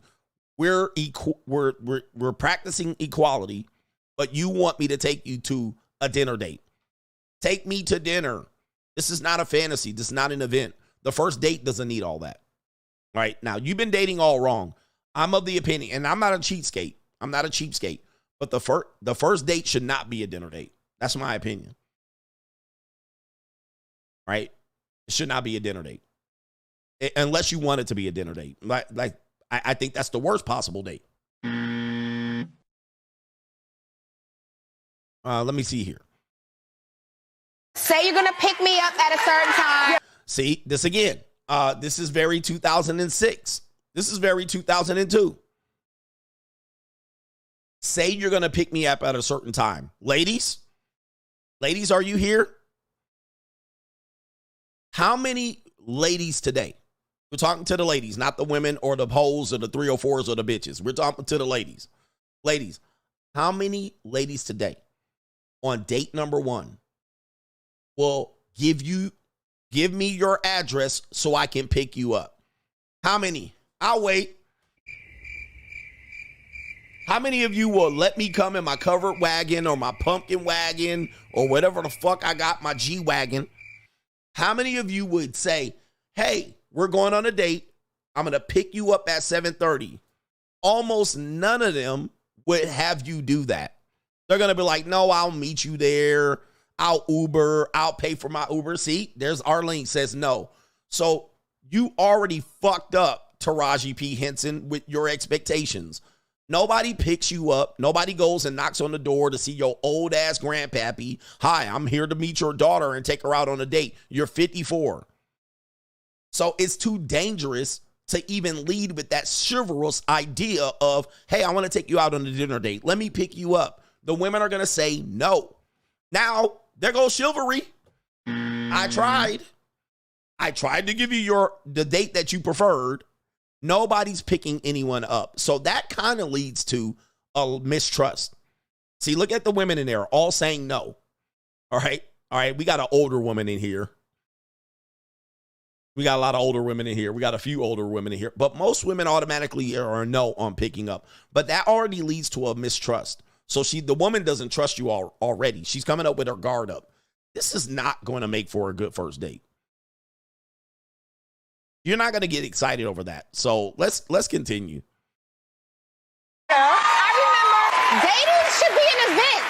Dating should be an event. False. Right. This is false. Now, it should be an event for your girlfriend, your fiance, or your wife. Dating was not intended to be a fucking event. What is wrong with you people? You people are idiots. I mean, I'm telling you, I can't tell you. You guys are idiots. Dating should not be an event for some strange bitch. So I always say this. I'm not even trying to have sex with you on the first date. I don't even try to do that, right? So because it's not supposed to be an event, and I'm not really supposed to have sex with you until I vet you out. So I'm not desperate when I go to date. Any guy trying to date to get sex on the first night, like if you're frustrated you didn't get sex on the first night, well, that's your problem too. It shouldn't be that. Now, that's just my opinion. You don't have to agree with it. An event for some strange woman. Are you crazy? It should not be an event. This is not the true this leads to manipulation. So what type of event am I going to take a 54-year-old, two-time divorced, a washed up broad? What the hell I'm going to plan an event for you? Just like you won't give me your address to pick you up, I don't trust that I can put on an event for you, which you have the high likelihood of flaking, or I don't know who you are. I'm gonna make an event out of you, but you won't give me your address to pick you up. Like, this is crazy mindset. It should be a very chill moment. I've always been telling y'all for years, mini golfing. You know, if you see me on mini golfing, you know what's going on. All right, it should not be all of that. And most dates, first dates, should not be more than 30 to 45 minutes. In and out, 30 to 45 minutes, even if it's going well. 30 to 45 minutes. Now, once we get further down the line and there's some things happening, then you can talk about it. But that's dating for normies. A date should not be an event. False. That's when you're getting into commitment. You get into commitment and normie dating and relationships, then you can talk about this. But that's going to have to be earned. That's going to have to be earned. I wouldn't even do coffee dates. Here's what I always suggest. Your date should be moving around. Your date should not be sitting across from each other. You should not sit across from a person on a date, because that creates a combative aura. You're sitting across. It's going to be a job interview. That's how you job interview. That's how you fight. That's how you do everything. That's how you're not building rapport sitting across from each other. Sitting next to each other would be more ideal. Now, if I sit next to a woman or attempt to on a first date and she doesn't like it, the date is over. And I'm going to play a video of a woman pretty much saying the same thing. All right, the date is over. That's it. All right, bitch, if you can't trust me at this point, I'll let you Uber here. I'll let you meet me here. This is not how I want to do it. Now you don't want to sit next to me? Forget it. All right, what is the point of me being here? All right, if you're shy, you don't have the ability to communicate, you're lacking trust, you want to see if there's, baby, the date's over. The date's over, all right? And it shouldn't be more than 30 to 45 minutes. That's it. That's the first date. Kid in quick, meet, hey, you're you. I'm the one I said I was. You're the one. We represented each other properly. Yes, we talked about this. What are your interests? Okay, you should be moving around. Mini golf, walk through the mall, all right? All right, it's not going to be an interview. And what are you doing? What are your goals for 5 years? None of that shit. Do we have any chemistry? Do we vibe well? Okay, we'll figure out the rest later when we meet again. But that's just me. All right. She says a dating should be an event. It should not be an event if you're not in a commitment. That comes with commitment. All right. Or booty cheeks. You know? Yes. You like the guy, so you want to get pretty for him, so you spend all day in the spa. What happened to that? What happened to that? Well, when y'all out here serial dating and all out at Top Golf dressed in your lingerie draws, and you're out here walking around, parading around, having fun and having a good time and going to brunch, that's what you're spending it on. Now you're trying to pencil me in so you can act like you're preparing all day to get pretty for me. Again, that comes with commitment as well. So you don't have to get completely dolled up with me to meet with me on the first date. But that comes down the line. That comes down the line. This is not the place to do this in the dating. So she's now conflating. Is that conflating? Is that the right word? Courting and dating. That's not available today for most people. Now, there are men still doing this, but also you also have the, women making equal amounts of money. So you want your fantasy. You want your fantasy. What about the men? I mean, guys don't court anymore. All right, so let's talk about this here. Courting is the act of basically what you do when you're courting. You're basically using someone normally in your social circle, and you're getting your family involved in the event. So you're introducing family members at some point very early in the interaction. That is what courting is. If the family is not part of the interaction, this is not dating or courting. You're more close to prostitution than you are dating or courting, because the woman or the man is a secret. Your family, your father, your mother, your grandparents, the only people possibly that may know on the woman's side is someone that she confides in. I'm going on date number 5,000, and here's the guy's picture. I'm going on date number 50, here's the guy's picture. This is not courting. This is dating close, literally teetering on prostitution. So you got a complete secret. Courting would involve, hey, this is my brother. Hi, brother. This is my father. This is my mother. This is the lady at church. And then you sit there somewhere near them where people chaperone. Courting involves a chaperone of some sort.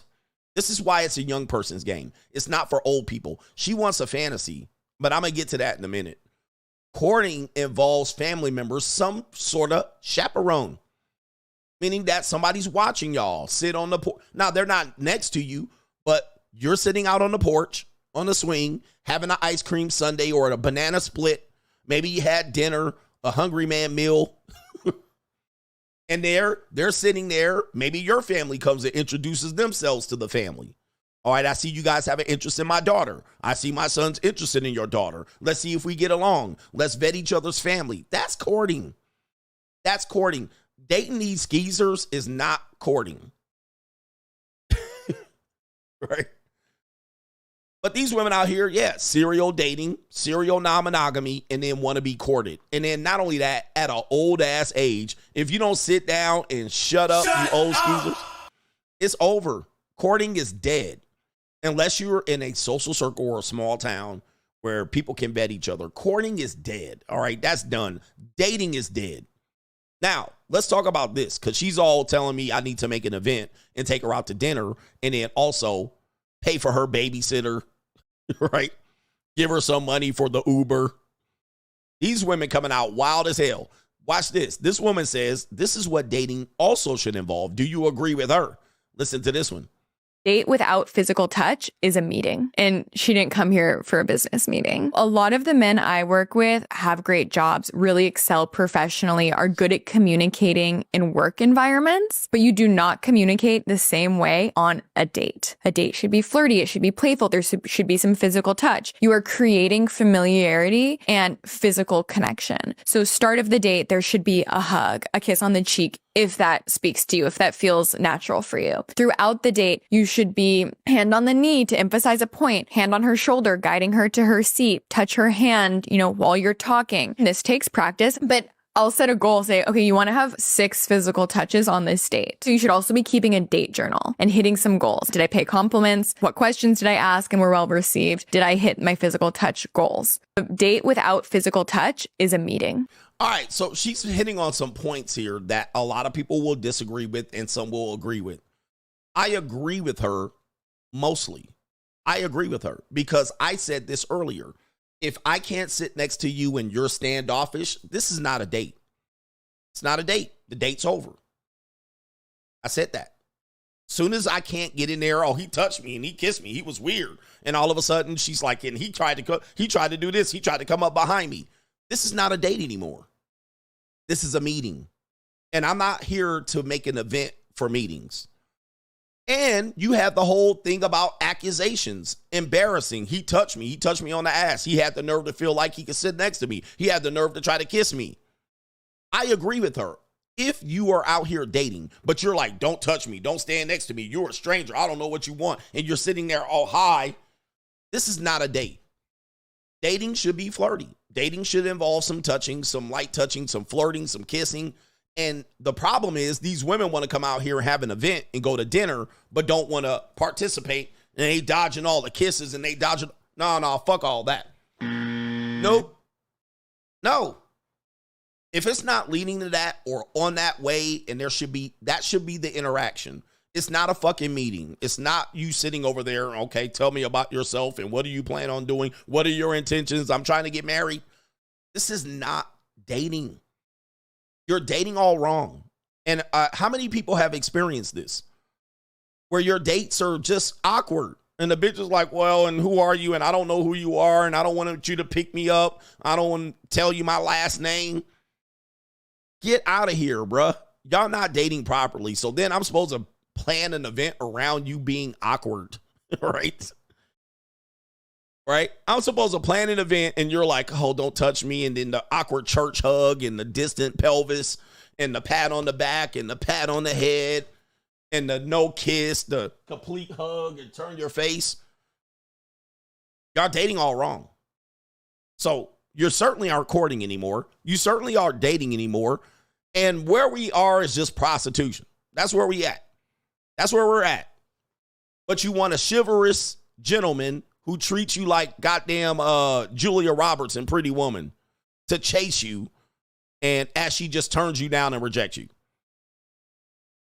And then pay the bill at the end of the night and just be happy with you just deciding, yeah, I'm not interested. Fuck it. So this is the reality that we're dealing with. People are trying to date, but you're coming out here with bad intentions. And if you don't want to be touching a person you're on a date with, stop going on dates. If you have no intentions to touch, flirt, or any of that, and you're treating it like, hi, how are you? I'm Sally. Yeah, I'm totally serious in here. I want to see if you're serious. If that's how you're dating wrong. You're dating complete. Do not go on dates. You're wasting everybody's time. Nobody wants to deal with that shit. Nobody wants to deal with that. Well, I don't trust you and I don't know who you are. And can you send me a picture with your face straight up so I can reverse Google image you? And do not date. You've been dating too much and you're hurt, you're traumatized, and you're shitty at it. And you think you're supposed to be rolled out the red carpet for absolutely no reason other than you have a vagina. All right, I have a vagina, roll out the red carpet. If this is how you're dating wrong. He's supposed to court me, but he doesn't know my last name, my daddy's name. He doesn't know where I live, nothing. And he's date number 500. And I has vagina, roll out red carpet. It's a disgrace, but this is where we have landed here. And of course, you have that predators like this woman out here. She says dating rich men is not hard. All right, so you got these women out here all on dating app. By the way, if you're on a dating app and you meet a person for a date, we speed dating. Let me just say this. We're speed dating. I don't owe you shit. You're on a dating app with 5011 ninjas, all right, that you done swipe through like a catalog. I am not going to roll out the red carpet for you. All right, because you just have too many. You're just serial dating at that point. All right, so you're ill-equipped to be out here. You don't deserve a date. If you're on a dating app, you don't deserve an event date at all. Zero. All right, nobody should be taking you out to dinner and pulling out your chair or opening no doors. You are basically a speed fucking date. We matched. We have an interest, obviously. I'm going to look at you and say, let's meet within 48 hours. If you don't, I'm going to forget your fucking name. Or I'm going to forget if we ever matched. But if we do meet, yep, that's what I thought it looked like. Do I look like how I represented myself? Okay, cool. Hey, these are my intentions. What you want to do? Oh, you want to go back and fuck? Okay, that's what I thought. Oh, you don't? Okay, well, maybe we can talk about it in about 3 weeks. All right, because I got some other girls that I got to date. And so do you. Well, I'm monogamous and I would never date multiple men. I only talk to one man at a time. Yeah. Yeah, bitch, yeah, you're 45 years old. What do you want? What do you want? This is crazy. It's a speed date. 30 minutes tops. 30 minutes tops. We're not trying to fall in love. This is crazy, man. These people are crazy. But this woman says dating rich men is not hard. All right, let's see what she says. Just put up to the bar that I'm about to go in. And ladies, I'm about to give y'all a visual of how the parking lot should look. When you look at the men behind me. I'm about to give y'all a visual of how the parking lot should look before y'all go in the bars. All right, if you didn't understand that, this woman said, this is how the parking lot should look when you're going into bars. And by the way, if you're meeting women at bars or lounges, these are not dates either, but that's neither here nor there. You're just basically trying to socialize the fuck. All right, that's all. But let's continue. All right, so we got All right, definitely some old men mobiles here. Old men luxury vehicles, BMWs and Bentley GTs, and I saw a Corvette. These are old men, so she's targeting. She's targeting. I clearly didn't want to be too obvious because I'm going to go in the bar, but that's just a small indication of how the parking lot should look when you're out and about going on dates and looking for these rich men. All right, so again, this is why, again, dating is dead. Because you just got too many people like this. Oh, take me out to an event and a dinner. Okay, now she's running around looking at parking lot surveillance to position herself in front of what she perceives as rich men, and she's calling it dating. Again, dating is prostitution. Like, come on, bro. Like, that's not dating. That's not dating. That certainly is not courting. That is just prostitution at that point. All right, which I'm fine with. I'm not against it. Please, I'm not trying to humiliate her by calling it prostitution. All right, but that's what Taraji P. Henson was saying as well. She was not that far. Maybe you can answer this. Is Taraji P. Henson that far away from this woman? What she's saying? They're almost saying the exact same thing with a few hints here and there that are certainly different. All right, but what Taraji P. Henson is asking for, this is the visual representation of it. It's what it is. This is not dating. If you call this dating, yep, looking for a sponsor. This is what? This is crazy, bro. Well, people call this dating. It is what it is. Because they're out here, baby. It's Tuesday. So listen, it's Tuesday night. It's like 8:45 and I'm out here. I really should have been out here a little bit earlier, but it's clearly the parking lot is still looking good. So I'm doing what I'm supposed to do. I just have on my hair is all black. I don't have any baby hair. Some light curls, some jewelry, you know, looking demure. I have on a Gucci purse and a black dress. This woman is, oh my goodness, dude. Everybody, listen, if you think rich men, or as you perceive as rich men, don't see you coming a mile away, especially if you got white men or any rich men aren't this dumb. I mean, you look like you're a prostitute, just so you know. Nobody's going to be impressed with your cheap ass Coach bag and your fucking C-Class Mercedes and your fake wig and your fake eye contacts. All right, you're going to be used as a bed wench at best, given $300 to $500 and moving on. You're going to get tossed. This is prostitution right here. I mean, you're basically going to that bar, that lounge, like it's a street corner. All right. With some sandals, so it's not nothing crazy, but my makeup is done and it doesn't look like a drag queen or anything. It actually looks very natural. Drag queen. She knows, she's aware at least. So I'm gonna go ahead and go in the bar and see what's going on. I just put up to the bar that I'm about to go in, and ladies, I'm about to give y'all a visual of how the parking lot should look. And look, she's looking for old white men. She's even gonna say it in the back. Those old white guys come when you see a Corvette, that's an old white man. All right. Certainly a Porsche 911 for sure. Look at the men behind me.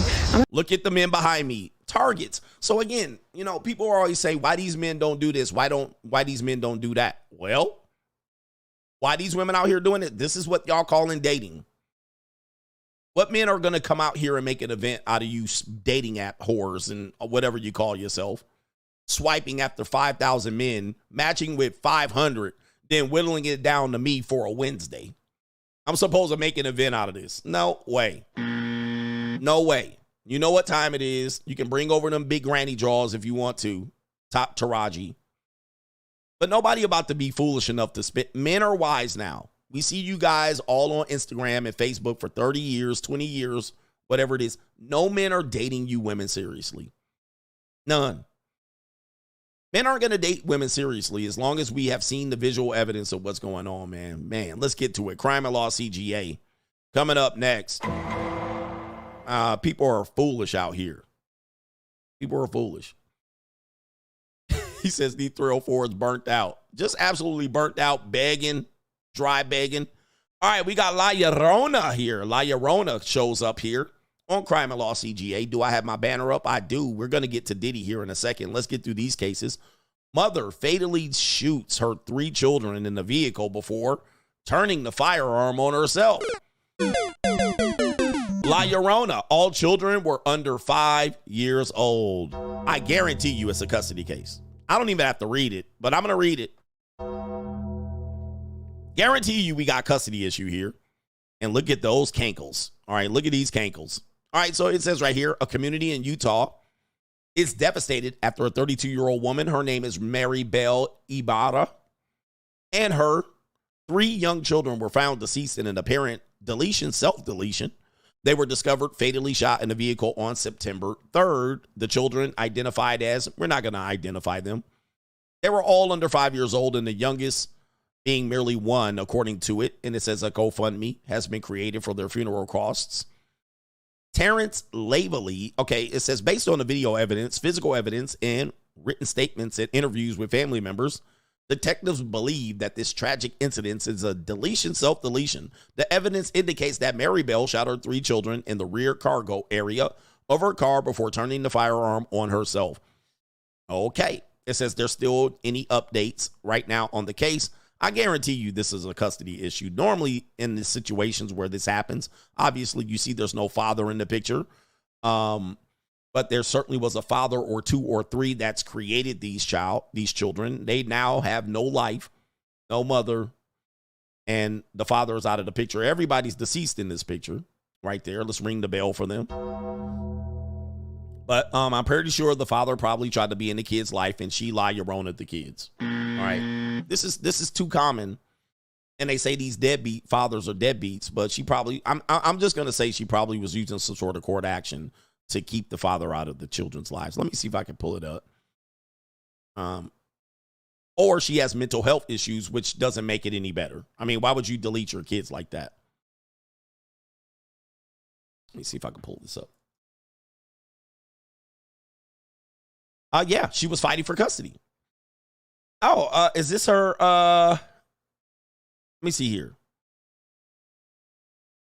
Okay, I don't see it as a custody. I see somebody posted it related to a custody issue, but they don't have the information that I thought I was looking for there.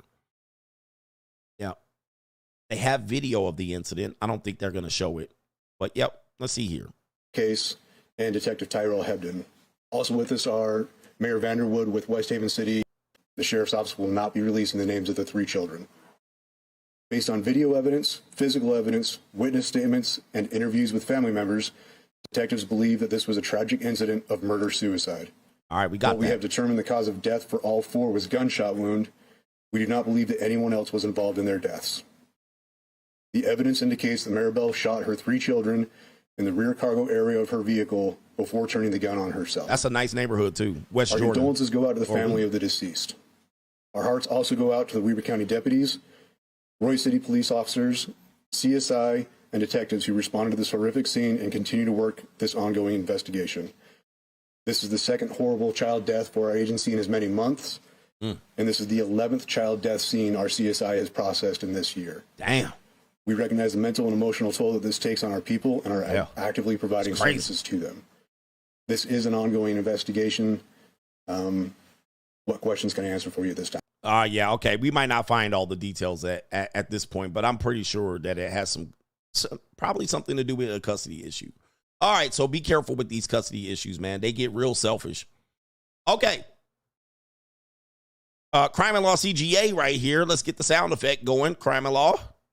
A woman says, I filed for divorce, served my husband, and he didn't respond. His father died, and he received an inheritance. How do I amend the terms before I file for a default? Oh, no. Is this the woman who wrote this? All right, shout out to Eileen. I'm not sure if they actually posted this, but all right, don't harass Eileen.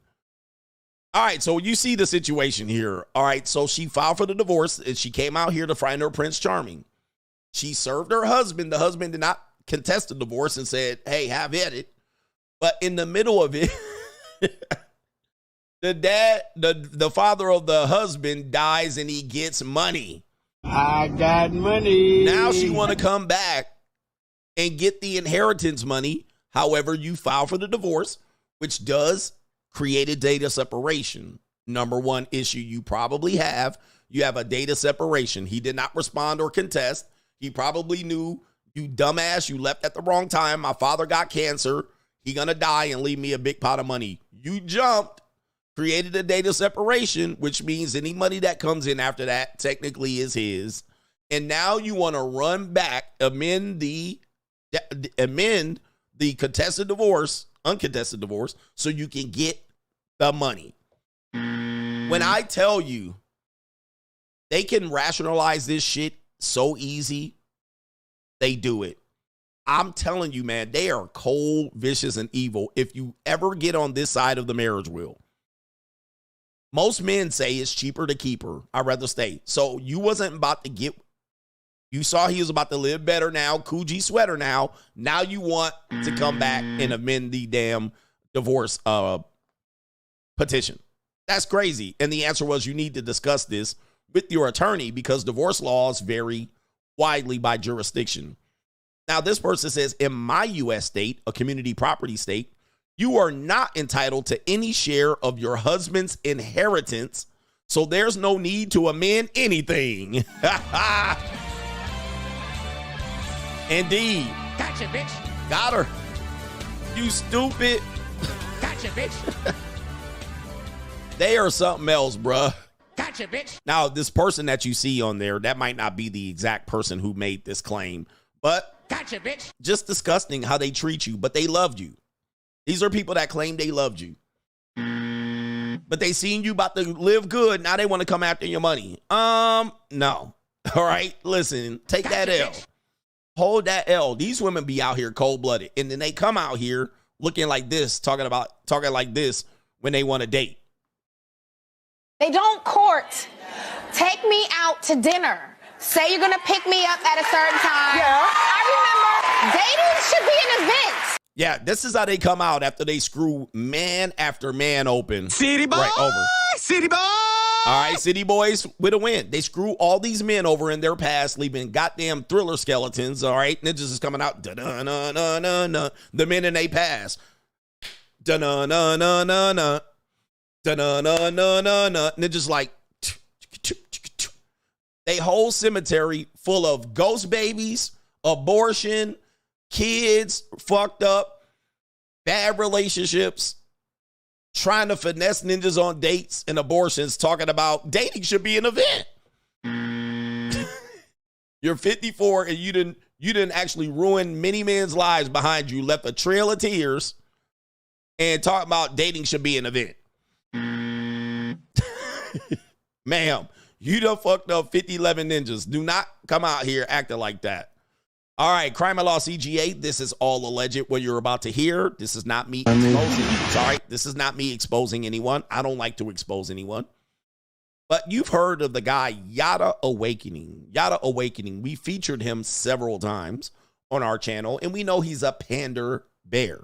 He's trying to fill in the void of Derek Jackson. And I told you, any man that smiles like that and wears dark shades on all of his interviews is suspect. All right, these guys are Jim Jones. Most of the time, if they're using some sort of religious meaning behind what they're talking about, and they're always smiling and talking about brother this, and they're talking about how they uplift a woman and pay for everything, and you shouldn't do that. You should be suspect of these ninjas. Straight pander bear. Straight pander bear. All right, giving you an odds of not, and then the woman never speaks in the video. She's always just sitting back there like, she never speaks in the video. All right, so somebody made this video about this individual. I didn't make it.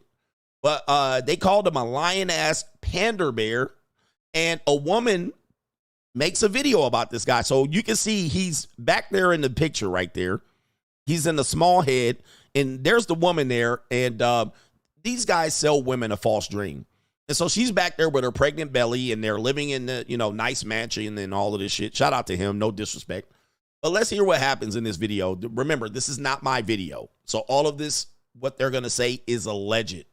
Behind me, God has blessed me in so many ways. Look at her. The better you love a woman, the more she whispers into the ears of God for you. I bet you looked at that video and you said to yourself, that's a good black man right there. That's a black king right there. I bet you watched that video and you said to yourself, you can't wait to have a man that loves you like that. Didn't you? Whole time he been knocking her head between the washer and dryer for years. All right, so let me stop it right there. And what you can't see is, not the court docs. Yeah, man. Hey, listen, I'm not the type of guy to go through people's past like this. However, he's got some explaining to do. Peachtree Court docs alleged domestic violation up right here. And these aren't my doings here. I'm not the type of guy to expose. But what do we got? 2021, 2023. Is that, I can't tell what these years are. Domestic, battery, family violence, cruelty to children in the 3rd degree, criminal damage to property in the 2nd degree, aggravated assault, family violence. 2 charges of that. That was 2018, 2018, 2018, 2018, 2017, and so forth and so on. And again, these aren't my doings here, but somebody decided to pull this up and say, well, maybe it ain't all gravy. And I know there's a lot of guys here on the internet that be out here talking shit, and they got the same criminal records. All right, they got domestic violence, alleged domestic violence committed against their wives. And they're out here hiding on the internet, not letting you know who they are or what they look like, but constantly talking about somebody else's name. But the receipts are the receipts. And so they're pulling this up, and she's basically saying, you know, you women are always uplifting criminals, right? All because they say the right thing to you. They say the right things to you, and you be like, yeah, a man should treat a woman like that.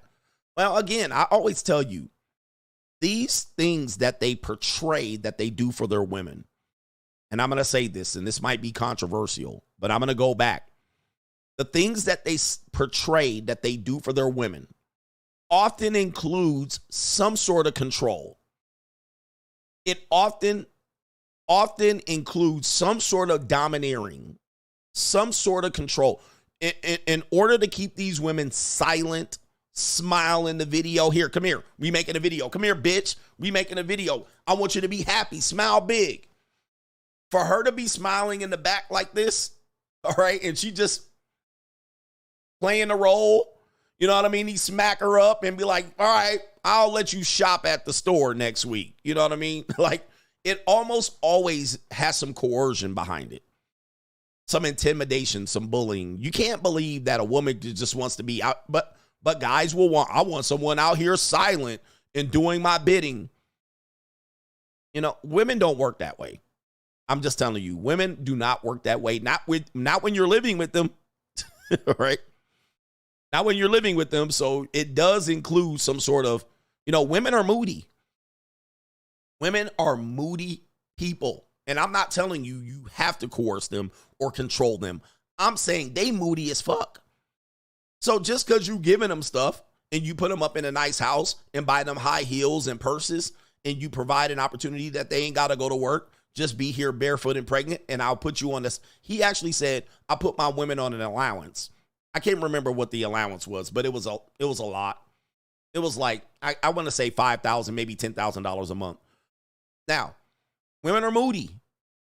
Even if you're giving them the opportunity of a lifetime, she's going to be moody. So you're going to be like, hey, let's do this and let's do that. Let's record this. She ain't going to be in the mood for it. She's going to be like, I'm not in the mood. Bitch, I told you to. See how that happens? So I don't care what you're giving her. You could have her in a trailer park. You could have her in a double wide trailer. You could have her in a mansion. She still is not going to be like, okay, I'll do whatever you want. Was it $250K a year? That was the allowance. Okay, they're still going to figure out a way. So then that means that you got to keep them in check. You got to use your player hand, your pimp hand. That's going to require you, unfortunately, to be a little bit more controlling and anybody that disagrees with me, you're out of your mind. All right. And yes, at some particular point, it's going to be, even the money's going to be called coercion. Even the money's going to be called coercion. Like, then she's going to be like, well, I wanted to leave, but I couldn't because I would have lost my $250,000 a year. He says, I said, smile for the camera, anime. For real. For real. And now you're figuring out, yeah, man, that's the danger of dealing with women. They're moody. You really can't control them like that. You're constantly having to keep them in check, and then you're going to end up here. By the way, Diddy and Cassie's coming up next. He's a prime example. He gave Cassie the world, but at some particular point, he felt like he had to bully her, control her, intimidate her. It kind of goes with the course. This is why we tell you got to really be careful dealing with women. All right. And guys will tell you to do this in today's age, which is crazy because let's get to the main event within the main event right here. Crime and Law CGA.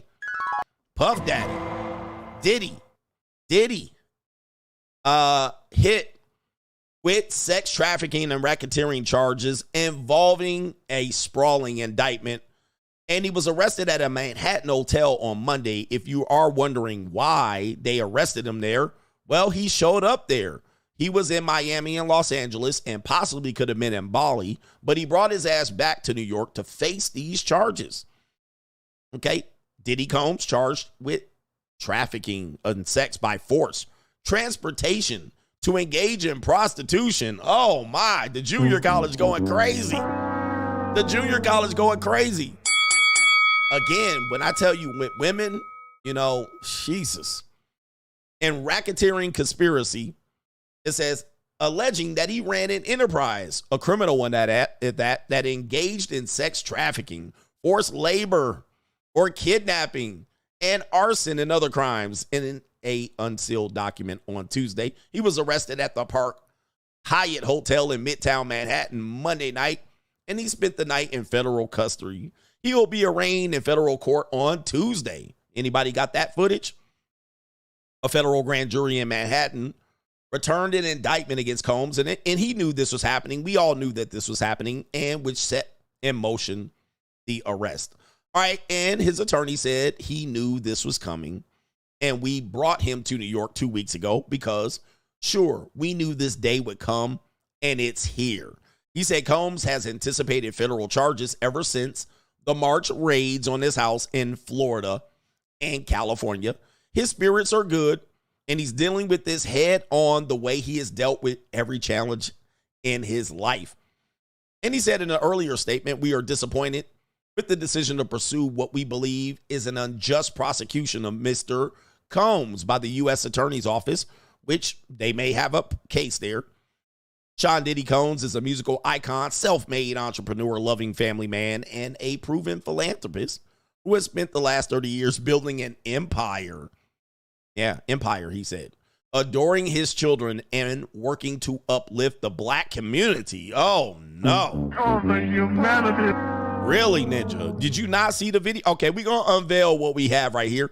He is an imperfect person, but he's not a criminal. Really? Oh, the humanity. All right, to his credit, Mr. Combs has been nothing but cooperative with the investigation, and he voluntarily relocated to New York last week in anticipation of these charges. And he might have relocated specifically because then that gives him a reason to be able to be bonded out. Because if they had to go get him, then he would be probably considered a flight risk without any bond out. And this case is going to take forever. This case is going to take forever, so I might even be able to make a little bag out of this one because this is going to be forever a case. Now, I'm probably going to think he's going to maybe plead guilty to these charges to get a lighter sentence or possibly cooperate and throw some people under the bus. We're going to see here. But let me show you this for people that want to know. This is a federal case. The conviction rate in the United States federal court system is high. A majority of defendants pleading guilty. All right, there. The majority of the defendants pleading guilty. And it says in 2023, 97.2% of sentences involved pleading guilty. All right, so this is a Mann Act case. I believe this is a Mann Act case just looking at the description of the charges. 97% pleaded guilty. All right, they pled out. And 75% of you guys thought that he would probably be not guilty. 25% of you guys believed this earlier. And in 2022, 89.5% of defendants pleaded guilty. 1.9% were found guilty at trial. Oh, boy. And 0.4% were acquitted. All right, 0.4% were acquitted. All right, Jesus.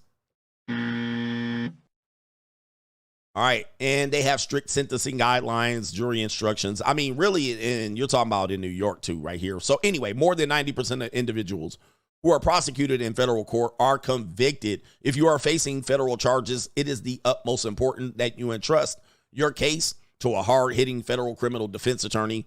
Yeah. All right, so yeah, that's up. That is pissing in the wind for sure. That is pissing in the wind. So this is not an easy case for him. And let's go back to some things. Let's review some things here on Crime and Law CGA right here. It's an evil world right here. Let's see. Crime and Law CGA in the Diddy case right here. Yeah, in the Diddy case. Let's take a look at some of the events that has led up to this. This is an interview with Fabulous, Jadakiss, and Drink Champs, Noriega, and everybody else. Shout out to these brothers here. Take a look at this. Let's start, and let's take a look at the faces of the individuals that knew Diddy when he was probably enraged with power. Mr. Lee, I love this drink. Where you put my bag? I like when you like this, Daddy. Yeah, where you put my bag? Daddy, I like when you scrambling and here. scraping. When you scrambling and scraping for shit. No? Okay, yeah, I'm not gonna go over with that one. Make a that wish. one. Just blow it out. It's your birthday every day. Every day's your birthday on Drink Champs, goddammit. I'm in. Where I look back on where I became. Did you miss me though? For real? Because I'm saying it seems like a thing. I miss his birthday party, man. But I'm talking about for your birthday. Huh? Why won't you party with me for your birthday, man? We partied for my birthday before. You came to my party. No, but me and you ain't never really party. You know what I'm saying? Hey yo, chill, son. Hey yo. Now this is where his power just becomes grandiose because now he's on podcasts. He's on camera. Ninja, we can see you. Ninja, we can hear you. Is the drink that good? Bro, we ain't never partied together? Hey, Cat Williams said, if Diddy invites you to the party, don't go. I believe that was Cat Williams or Marlon Wayans, one of them. All right, why you violating this man's manhood right in front of him like that ain't a whole man? Look at him. That's a whole man there. And look, these are some gangster rappers right here, if you will. They scared shitless because they know nobody can stop Diddy at this particular point. This interview was 6 years ago. They know at this time, Diddy has too much power. They can't even say nothing. They can't even say, man, fuck you, Diddy. They can't say nothing. So they know. Even Jadakiss. Jadakiss will tell you, he goes street sweep everything. But guess what? Nobody talks shit when you're around Diddy. All right, so it was Cat Williams. Never really party, you know what I'm saying? Eyes. What? Eyes, brother. Oh, man. Eyes. I understand. Look at him. He don't want to be there. He like, oh, no. Hey, yo, chill, son. Hey, yo. All right. He knows he's all. Now you're going to drink the drink. Oh, you know you're going to get pegged in the Duke shoot tonight by Diddy. You know what's going to happen. You know what I'm saying? Okay. So check this out. It's me, Tyrese. Ray J, and F. Gary Gray. You know, all right, all these niggas are sus. I'm a type of nigga, I like variety, man. I like people that's unpredictable. You know what I'm saying? I like different personalities. So I was like, I never knew they would become what they are today. But you know what I'm saying? Look at this. Look at these gentlemen here. Now, Jadakiss was a part of his label early on, the Bad Boys label, with the group The Locks. And he's been freed, and he ended up on Rough Rider for a little bit, and then I don't know where they ended up next as an individual artist. But look at Fabulous. Oh my goodness. They like, hey, look, they looking like, look, I hope he can't see me still. Oh my God. All right, the pink coca going crazy. That 2C speaking. But of course, yeah, these are allegations right here. We also have this right here. All right, Shine Burrow. All right, now I believe he's an ambassador over in Belize, his hometown, since he was what? All right, since he was sent back there because he was sentenced to 10 years in prison, and he served a good 5-6 years of it, if I'm not mistaken. And he was the fall guy for the 1999 New York club shooting in New York. So it is not just the issues that they have with Diddy that are recent. Kid Cudi, the issues with Cassie, and any of these other things that we're going to feature. Puff Daddy has been a problem for a long time. This led to the breakup of Jennifer Lopez and him. J-Lo was trying to be a big megastar, and she attached herself to Diddy in a hypergamous way to use Diddy to be able to get to megastardom. And then this incident happened with J-Lo being present. She knew what happened. Shine Burrow he was the fall guy, and he talked about this on his second album. But they said Shine pulled out the burner, but there was even some other women saying, no, it was Diddy. But Shine had to go upstate and served that time and got motherfucking sent back to Belize. He can't even come back to America, at least not to live here. All right, but Shine, one of my favorite rappers, all right? I like him. I love both of his albums. But that was in 1999, gentlemen. So this is not going to be part of the indictment, but it does show that possibly Diddy had become a problem out here. Yes, indeed. All right. But J-Lo skedaddled and went over to Ben Affleck after that and stopped dating black men altogether. All right, then you have this issue right here. This year, Tupac Shakur, deletion suspect, once claimed that Diddy was involved in ordering the hit on the rapper and Suge Knight. So what are we hearing here? Possible connection between Diddy and the death of Tupac Shakur and the shooting of Suge Knight being scraped by a bullet on the forehead, but Tupac being shot 5 times. Now, the individual here is basically on trial right now, but I'm pretty sure he's doing his best to delay it in the light that he knew Sean Diddy Combs would possibly be arrested for some other crimes. Now, you tack this issue on, which is this year, July 2024, which now you might even assume that people knew this in the industry, that this might have been a connection all the time. Now, if you were a casual, a normie, not involved in the industry, we all assume Suge Knight was the one. We all thought Suge Knight set up Tupac. We all thought Suge Knight set up the deletion, being put in the firearm, right in the firearm target range, having bullets shot at you. All right. And that was his way to off Tupac. But now the allegations against Diddy is involving this. And we want to know if this is going to be part of the federal investigation. You also have this. The death of his pretty much his baby mama, which her name escapes me, but I'm pretty sure you got Kim Porter. The suspicious death of Kim Porter. All right, which, let me go ahead and play a little bit of this video. All right, just so you guys can see it going on here. It says Diddy drama. Let's go ahead and play a little bit of this video. Fair use. Diddy drama happening right now, but there is one name in particular we want to talk about specifically. The late Kim Porter, Diddy's ex-girlfriend. And it's strange that her name is coming up and is part of the conversation because it's really centered around her death. And that's what we're going to get into.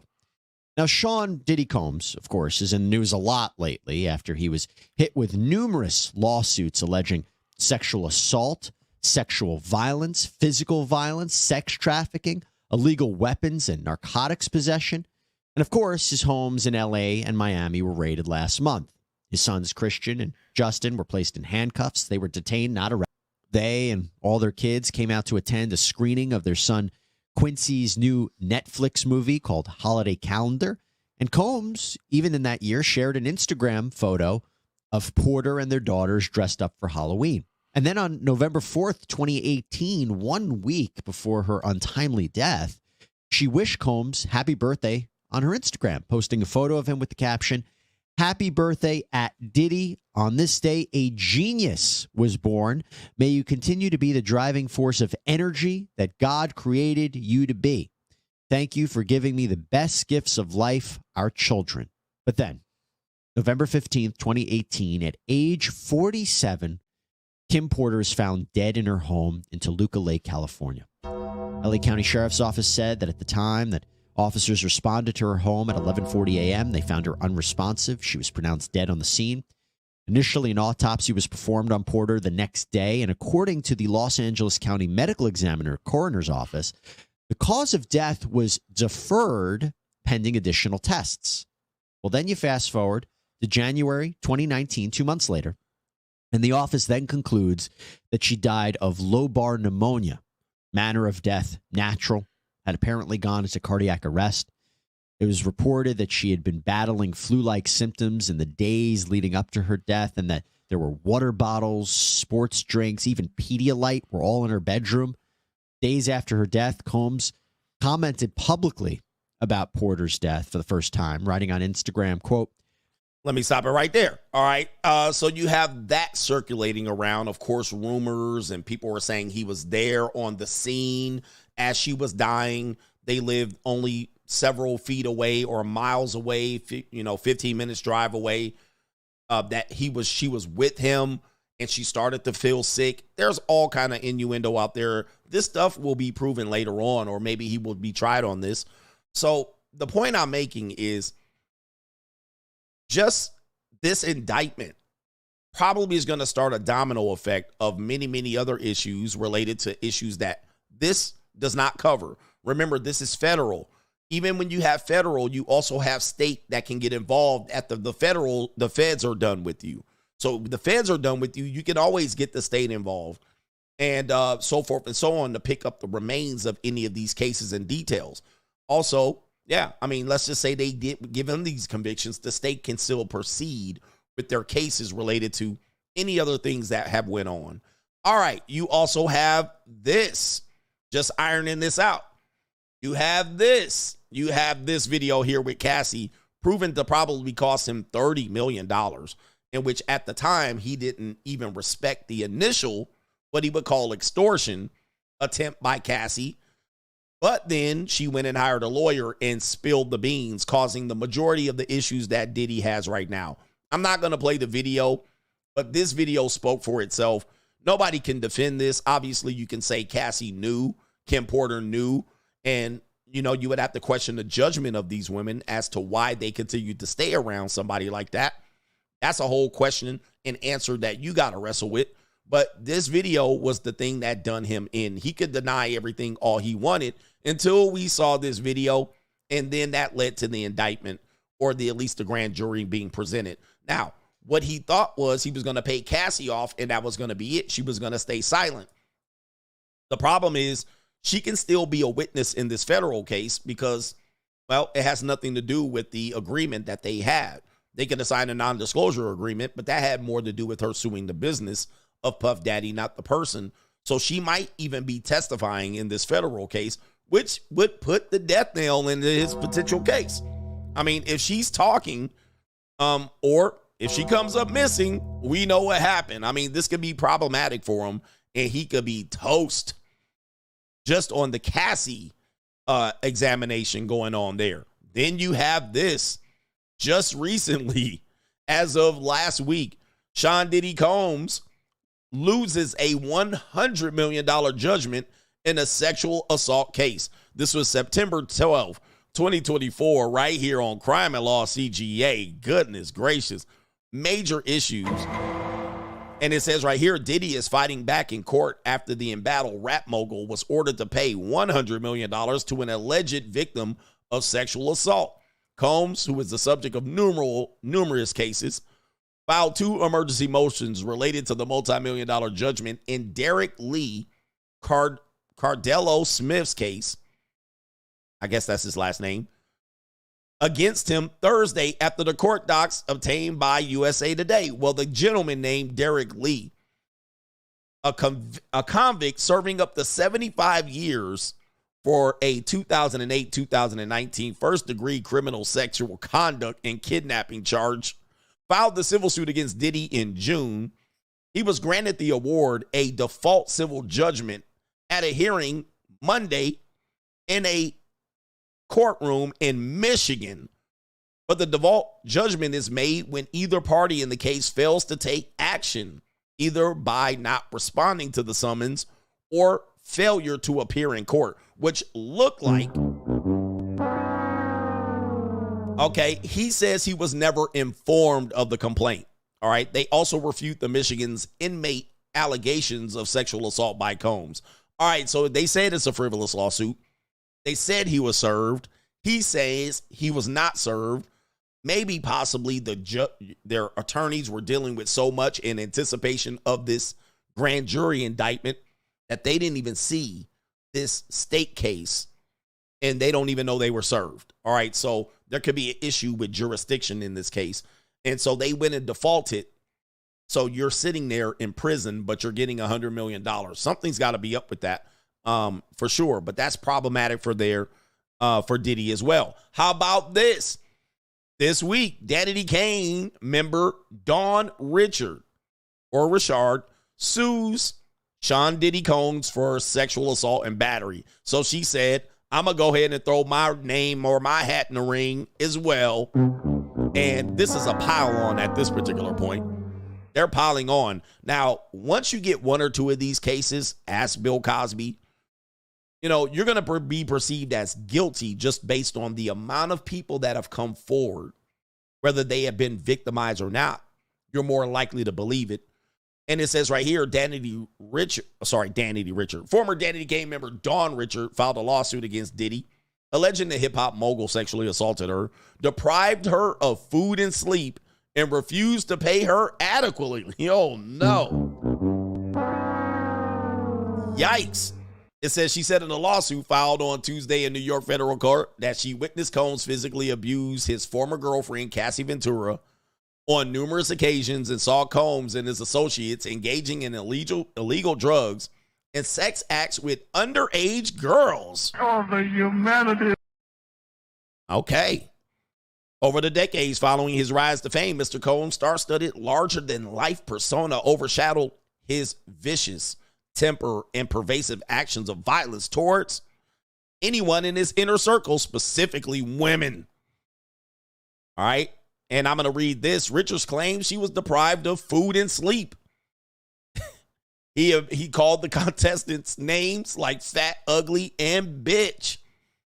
See, now, I've been telling y'all, man, look, people going to say tricking and he should have paid and he used prostitutes, but he also used coercive language and a lot of that. And it's pretty evident that he did this if you watch any of those shows. By the way, when people did that, there was no talk about men being abusive.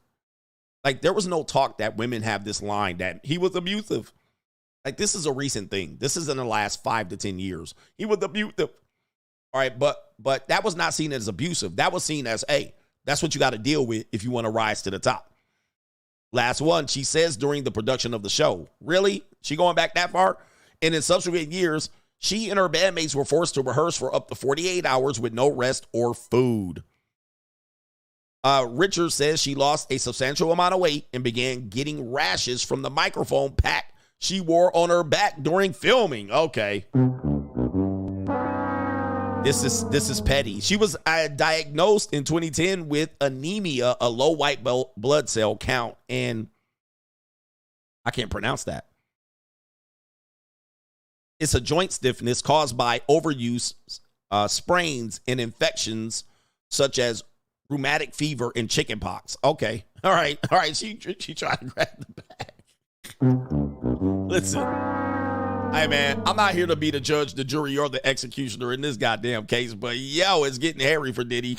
Look like she tried to get her a couple of $1,000s as well. Now, to top it all off, you got this, all right? Right here, this is another case that, you know, he's got to answer for. Diddy producer Lil Rod breaks silence on lawsuit and backlash. Quote, "It's killing me.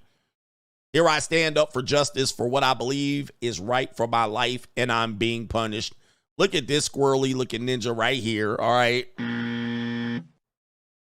Beady eye ninjas. All right. So what these ninjas got to say here, you guys know this case.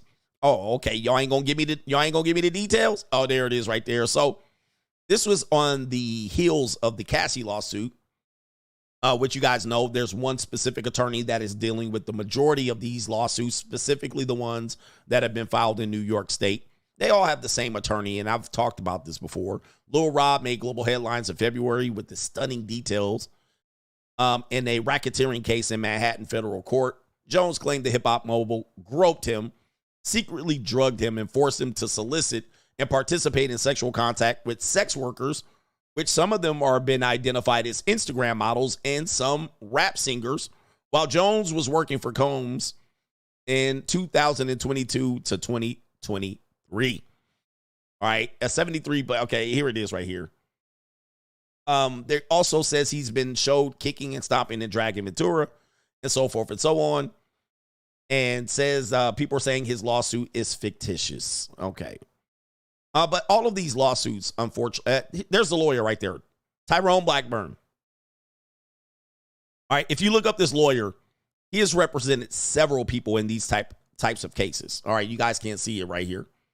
But let me go ahead and pull this up just so you can see where maybe some of the problems are coming in. Let me see who he represents. All right. He might have to represent me at some particular point. Let's see here. He has also come after DJ Academics. Let me see if I can get the attorney that is under this particular case, just so you can see what's happening here. He has come after, let's see here.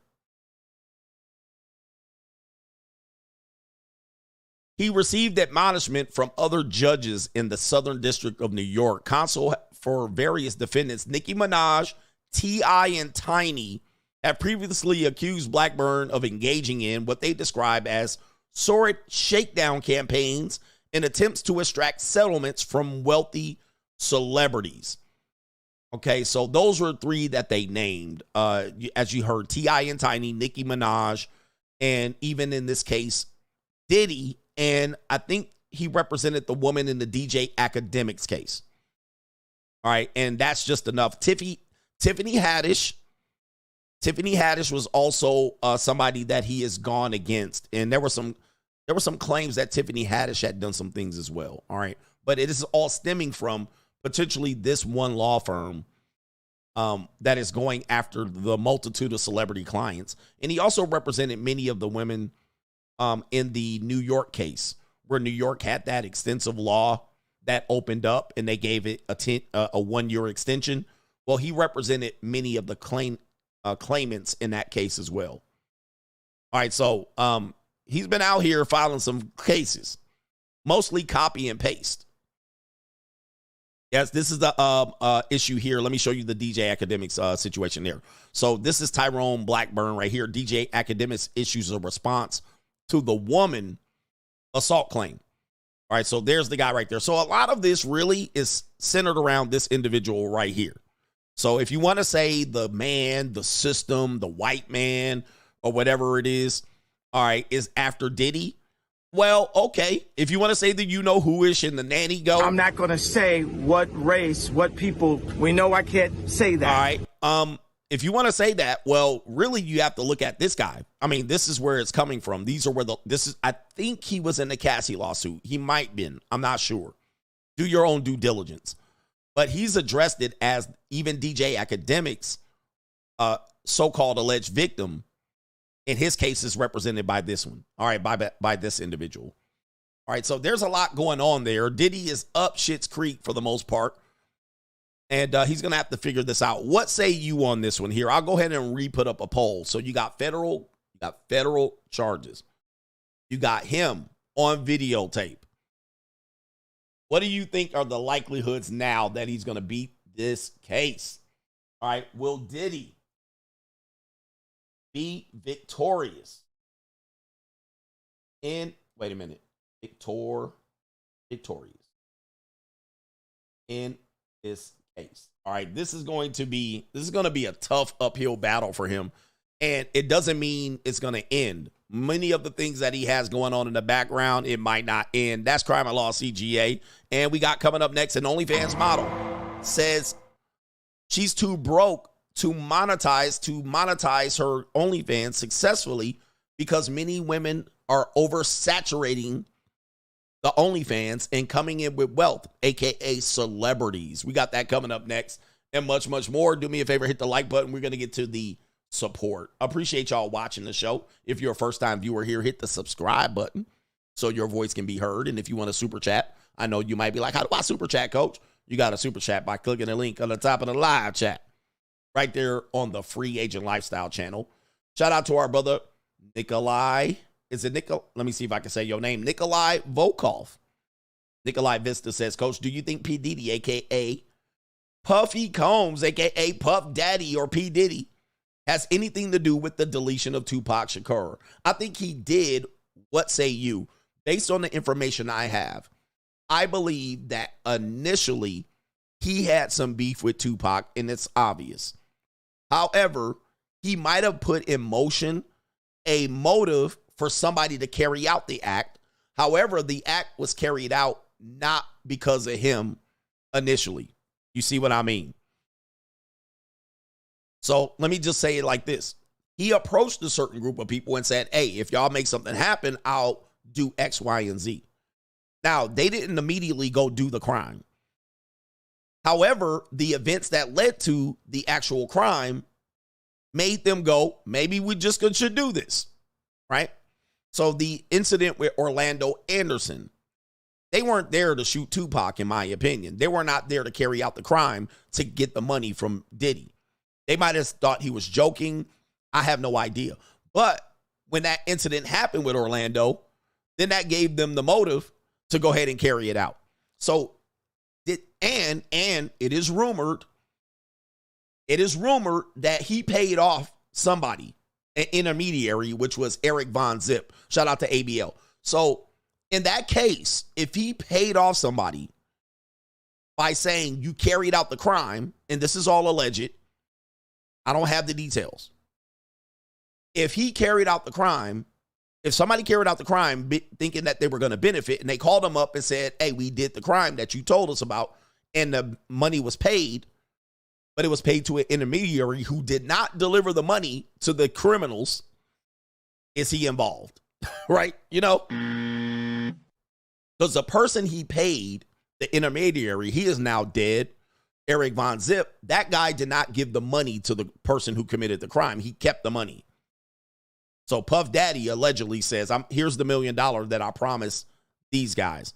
But the guy he gave it to did not deliver the money. Would that save his ass? And again, we talk about black on black crime. We talk about the white man. Dude, it's really your own people. I'm telling you, with these things, your music artist, the industry, YouTube, whatever you want to say, when there's money involved, it's not the you-know-who issues, man. They're not making these people do this. They're not making these people do this. This is what I would call bad stock. You know, the African-American male is bad stock because we just have a vicious cycle of seeing other men like us, whether it's been inherited or the disrespect of other men like us. We don't love nothing more than killing each other. Nobody making you do it. Jews ain't making you do it. The nanny goat ain't making you do it. We love killing each other. We do. You can't deny it. Okay? We like killing each other and wasting each other, even if it's people that are highly successful. Niggas will blame everybody else. It's the white people and these you-know-who-ish people he a puppet. But nobody made Diddy and Eric Von Zip and what's the ninja name? Orlando Anderson and Tupac and Suge. Nobody made them do this. They had an opportunity to make themselves better, but they all chose to engage in crime, all right, and kill each other. I mean, goodness. And then why did Biggie die? That's a whole nother question. And then guess what? We still don't know the answer. After 25, 30 years, we still don't know the answer. I mean, this is a sad indictment on the bad stock that I say is the African-American male. We have a bad mentality. It's a mentality that has been imprisoned and chained to not value another man.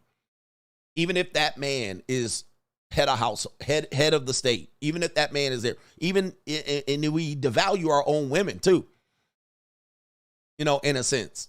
So it is very ugly. Even if you look at Diddy, I know I don't engage in any of these things, but if you look at Diddy and what he's done to men and women, and we talking about thousands of people that are been alleged victims of just one person. And then if you connect the dots, we're talking about a multitude of bad stock, mentally enslaved people committing crimes against humanity amongst each other, committing essentially genocide.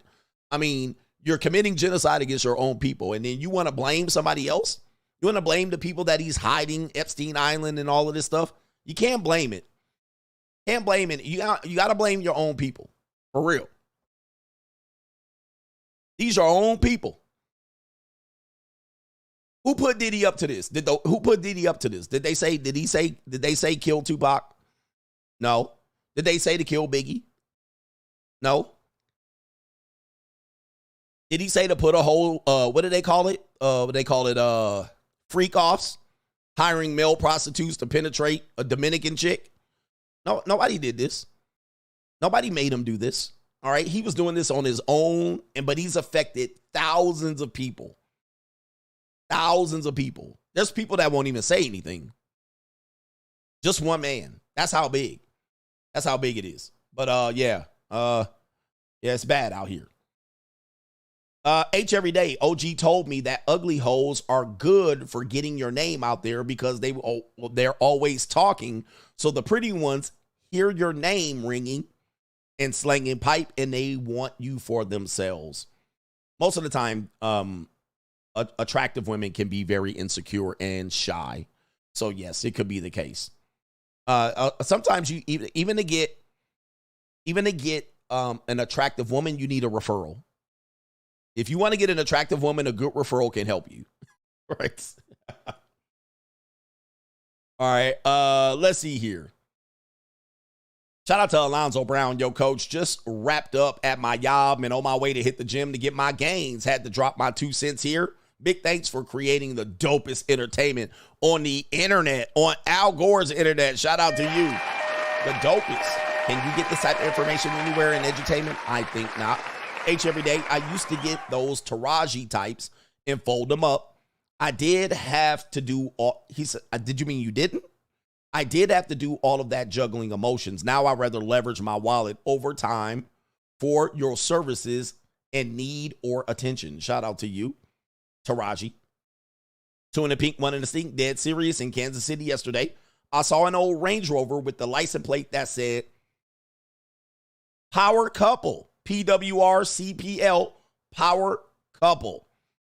A facade, truly a facade. We got our brother here. Let me see. I got a couple more, and then we're going to get to the main event.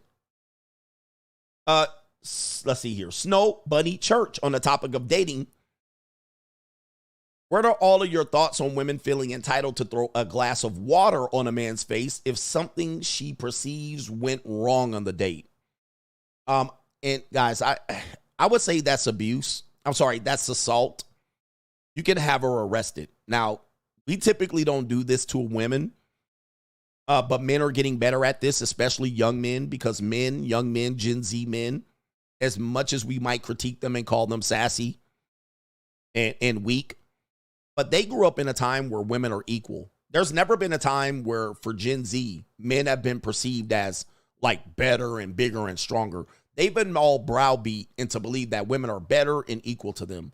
So you're going to see a lot of Gen Z men get women arrested on this, but I would say for a lot of men to follow suit. Any woman that physically assaults you, spits on you, throws a glass of water at them like they see in the fucking movies, get them arrested for assault and battery. Throw their ass in fucking jail. Put them in handcuffs. All right, it's the only way to give them a taste of their own medicine. We're living in equality. None of that little bullshit. Oh, he said something. Splash. Arrested. Assault and battery. Put our asses on charges, because we certainly wouldn't be able to go around splashing women in the face with Cristal and wine and alcohol and drinks. We can't do it. So I'm telling you, arrest these bitches. Put their ass under arrest. All right, call the police. And if you had it on camera or tape, get their ass arrested. Ask for the security footage. All right, put her ass in jail. That's what I would say. All right, but they don't get to do this. This ain't fucking Gone with the Wind, where you're just like, how dare you, all right, and throw water on and drinks on people. Can't do that. Put they ass up and arrest they ass. Gen Z men are doing this shit. They're not playing around with these women. But Gen X men still want to box the woman. I'm going to still fight you. No, man. Let the court do the talking. Put they ass in jail. All right, sucker for love, Ninja Coach. My wife just came out as a they, them. And now my marriage is on the rocks. I need an escape plan. Uh-huh. All right, good luck with that. And Leo K, looking at Tyrone Blackburn, it seems like he was bullied by the Diddy types in high school, decided to go monk mode, became a lawyer, and is now on a mission to take revenge. Well, sometimes, these tyrants can come out like that. Alleged tyrants. H every day, my old technique for dating was to have 3 girls in one. I knew a cute woman. Was a lame date, meaning no sex. Second to the club or parking lot, third bar after that, in the after hour spark, all in one night after our spot. As a 20-year-old, $300 to $500 on a Saturday, $100 a night. I was happy I saved money. Shout out to you. You was out there with that energy. That physical touch bull can lead to you being creepy if she doesn't like you. Well, she didn't say you touch her. She said it should involve touch. All right, so I do want to clear up what that woman said here related to dates. She said dating should involve touch. All right, so she didn't say you touch the woman first. And she didn't come here for a business meeting. A lot of the men I work with have great jobs, really excel professionally, are good at communicating in work environments, but you do not communicate the same way on a date. A date should be flirty. It should be playful. There should be some physical touch. All right, so she didn't say you start touching the woman, just so we're clear. She said it should involve physical touch, which means there should be closeness. But doesn't mean you go grab her titties, you know what I mean, and just go start rubbing her back and combing your hands through her hair. It meant there should be something reciprocal. Okay, should be something reciprocal. Somebody, there's a woman, somebody never complained about a dinner date. I don't think dinner dates are a problem. I think being entitled to a dinner date is a problem. Being entitled to a dinner date is a problem. That's where the problem is. All right, because you got a bunch of men out here that are not ready to date. So I say don't broke date. But the first date does not have to be a dinner date. The first date does not have to be a dinner date. And to me, a dinner date is lazy. It's lazy on her part, and it's lazy on your part. Dinner dates are whack. Now, it's going to lead to men getting manipulated. So dinner dates are a no-go. Now, for me, when I'm at the JUCO, I know I either got that neck dropped or that neck is guaranteed to drop. So dinner dates are no problem. But for most guys aren't in my echelon. Most guys aren't dealing with the type of women I'm dealing with and in the manner I'm dealing with them. So they're trying to take the woman out on the dinner date because they know no other way. Because the woman starts saying, well, in order to take me out, you got to take me out on a date. That's no. Nope. I don't agree with that. That is absolutely the wrong way to start because that's just going to make him get manipulated. No way. The woman, she cannot come in and say, well, the only date I'm going, well, she can do this, but I can also say no. Well, if it ain't a dinner date, it's nothing. Okay, no. I would simply say no, thank you. But a dinner date is not the best first date. It is perhaps the worst date of all time. All right? It is the worst possible date you can do. At all. I mean, prove me wrong. Prove me wrong. Prove me wrong why a dinner date is the best option. Let me do this. Do you guys want me to riff? Because I do got time. Yeah, I got time, cuz. Yeah, and let me just take you through the whole thing. Dinner date. Okay, I'll pick you up. No, don't pick me up. I'll meet you. Do you drive? No, I need an Uber. Okay, you taken care of? I need $25 for the Uber. Okay. Now you go on the dinner date with somebody you don't know. You're meeting, you do the whole, okay, I parked. Where did you park? I parked on this side in this facility, in this parking garage. Okay, I'll meet you at the front door. You got to wait till everybody put on their lip glop. Meet at the front door. Hi, how are you? What's your name? I'm Roger. What's your name? I'm Tamika. Have you even discussed who's going to pay for the dinner date, or is it just going to be on me? Is this 50-50? So she's just going to assume I'm going to pay. Fine with me, but we haven't discussed that. She's just coming out here to get some free fucking dinner. All right, so here she goes. Hi, I'm Roger. I have no gain or nothing. And then here she comes. Hi, I'm Tamika. This is the third fucking date I've been on this week. So now you meet at the door or somewhere near the front door. Open the door. You try to be a gentleman. You walk in. All right, I got a reservation for Roger. Yep, she gonna be late. 9 times out of 10, she gonna be late. So now you got to wait 45 minutes in the parking lot like a jackass because you scheduled a dinner date. That's what happens. You scheduled a dinner date and you don't know no better. So now you done waited for her 35, 40 minutes for her to show up. Then you go in there, you pissed and steaming already. All right, you already mad at the bitch. Hi, I'm Roger, reservation for 2. All right, this way. Now she taking you to the table. You sit down across from each other, which you don't do. Never sit across from each other. Now you're sitting across from each other. Now the person that set you down to host this, is there anything you will need? No, I'm not. That's okay. All right, so how are you, Tamika? Where do you live? Oh, I won't tell you where I live. I live around the downtown area. Oh, what part? I live there too. Well, I don't really want to tell you. Well, anyway, yeah. And she's sitting there all coy and shy. Here come the fucking drink person. Is there anything you would like to drink today? Now you got to go through the whole, am I drinking alcohol? Am I not drinking alcohol? So you say, go ahead and order, Tamika. I'll have an iced tea. I guess we're not drinking tonight. All right, I'll take a lemonade. So anyway, yeah, like I was saying, do you come around here often? I just come here sometimes. Okay, yeah, well, how long have you lived in Miami? A few months. Okay, well, good. Well, listen, I really enjoy it. I appreciate you coming out with me. Here come the fucking waitress. All right, so here's your menus. Our special for the day, completely interrupting your flow. And the menu person telling you we got this and that. We got to saute this and we got to follow a lot of that. And we got to sprinkle this and that. Oh, okay. I guess we need to look at the menu. Okay, thank you very much. Yes. Okay, here we go. All right, so go ahead and figure out what you're going to order here.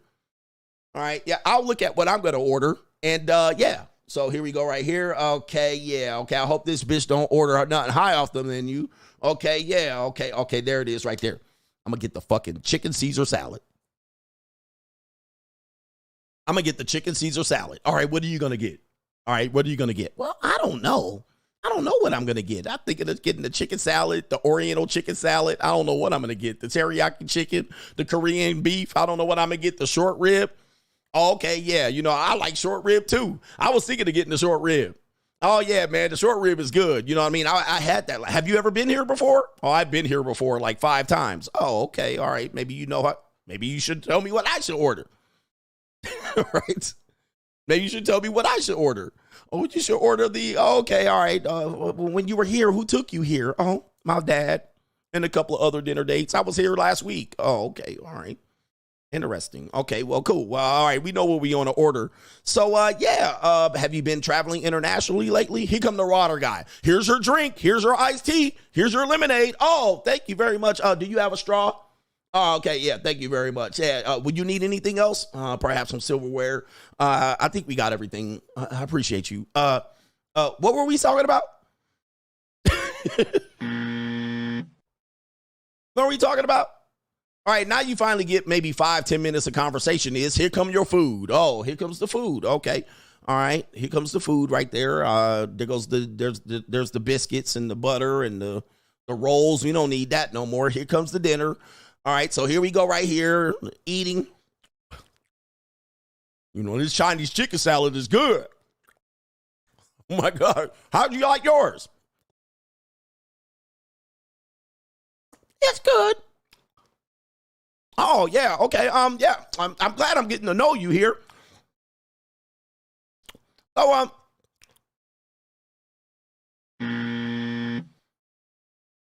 you're telling me this is a good date? This is a good date.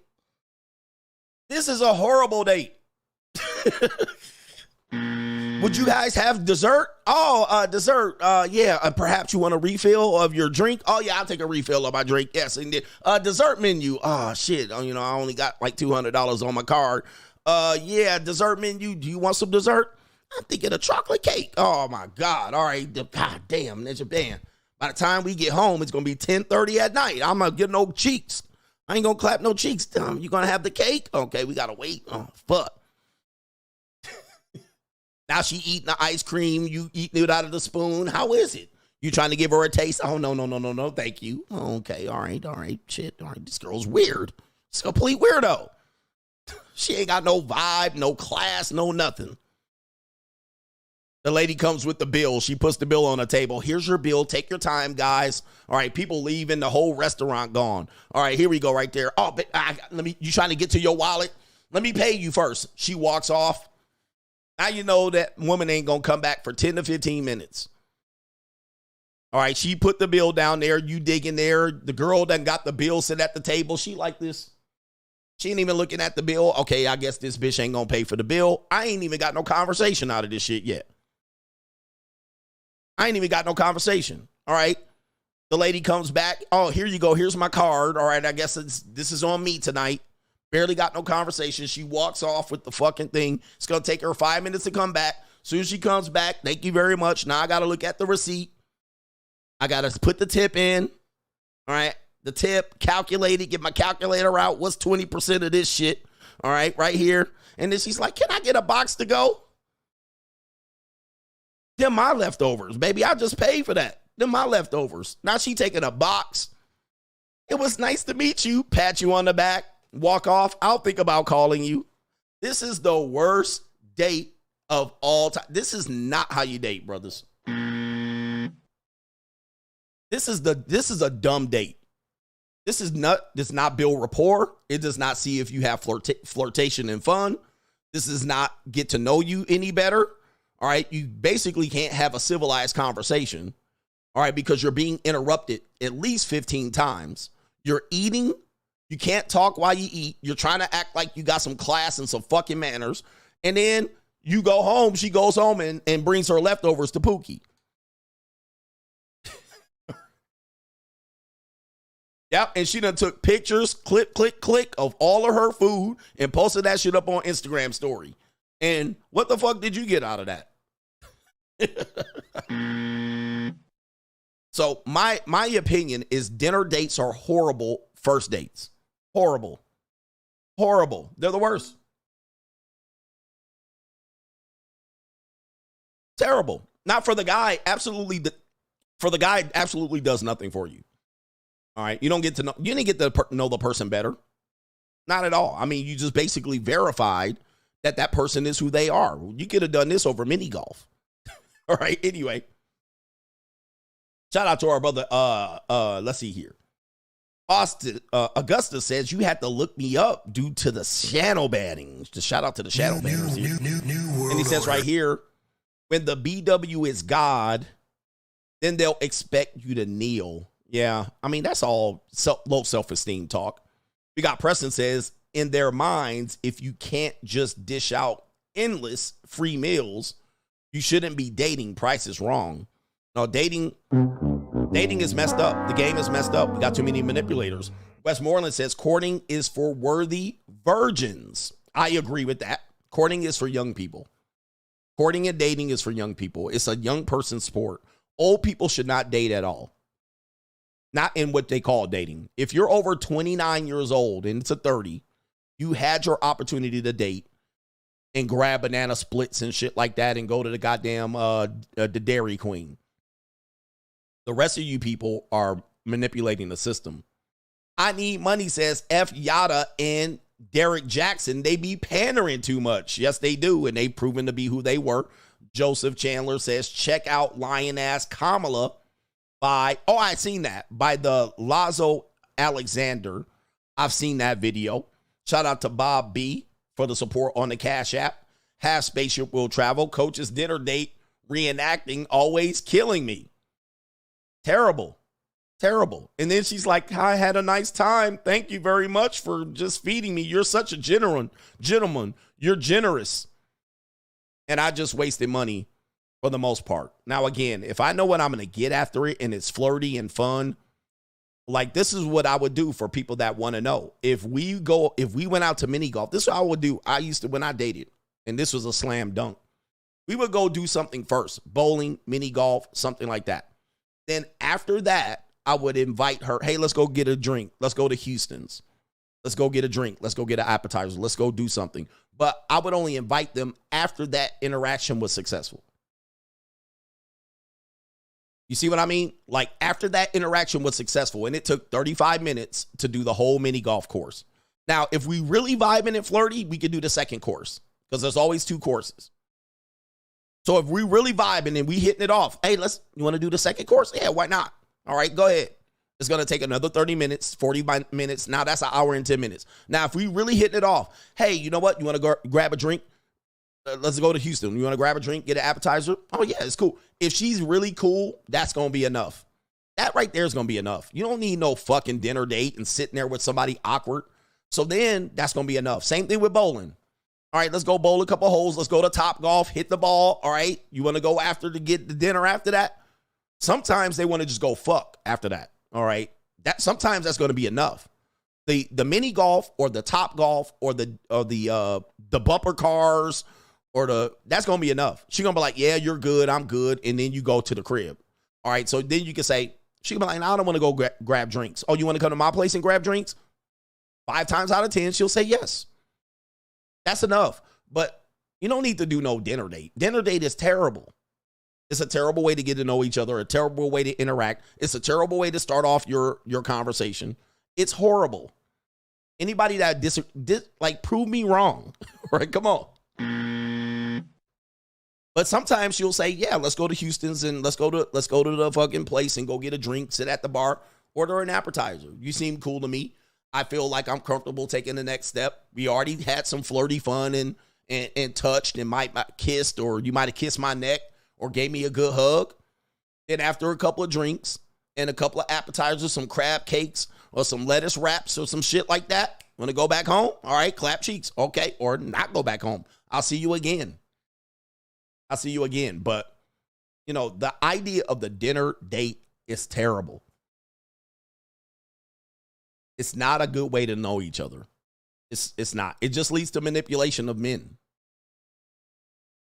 All right, Caitlin says, I know I'll be exaggerating by using Drake as an example of this, but do you remember when he was seeing Bronny's high school teammate's mom? His first dinner date was at Dodger Stadium. He says, women see this, and this is how dates should be, and think that's how dates should be, when it will just lead to them getting nothing in the end. I disagree about that, but Drake taking that woman to Dodger Stadium for dates, the dinner date. Let me see here. If I can pull this up. Here we go right here. Just as for the guys that didn't remember, he took this woman who was, look at those titties. I mean, the titties sitting on top of the table. Drake took this woman to a dinner date. This was an AAU basketball mom. It was Bronny's high school teammate's mother. All right. And he took her to this Dodger Stadium. He rented out the Dodger Stadium for a date. This was not a first date. I'm going to tell you this right now. See, this is where we got to understand. This was not a first date. This man has violated, I'm going to tell you, he has violated this woman in numerous ways. He already delivered the skeet. He has already delivered the skeet. He's already violated and poked on her right down the gullet and so forth and so on. This was not a first date. Now, this is the first time we seen them out together, right? But this was not a first date. He been unfolded this woman up like a love letter from the second grade, fam. Like this is your reward date. I can afford to do this date. This was not a first date. That was the first time we seen him. That wasn't a first date. This woman probably been in the industry and shit. In fact, I think she was the ex-husband. Her ex-husband was famous. All right, so they were smashing already. So if women believe that this is the first date, has hella romantic, he been violating her for a minute. He buttered her tonsils up. All right, that's a reward. And you don't have to do that. I'm not telling you have to do that, but I'm going to just tell you, he violated her prior to that. That wasn't I'm going to take her out here and hope I get some pussy at the end of it. Nope.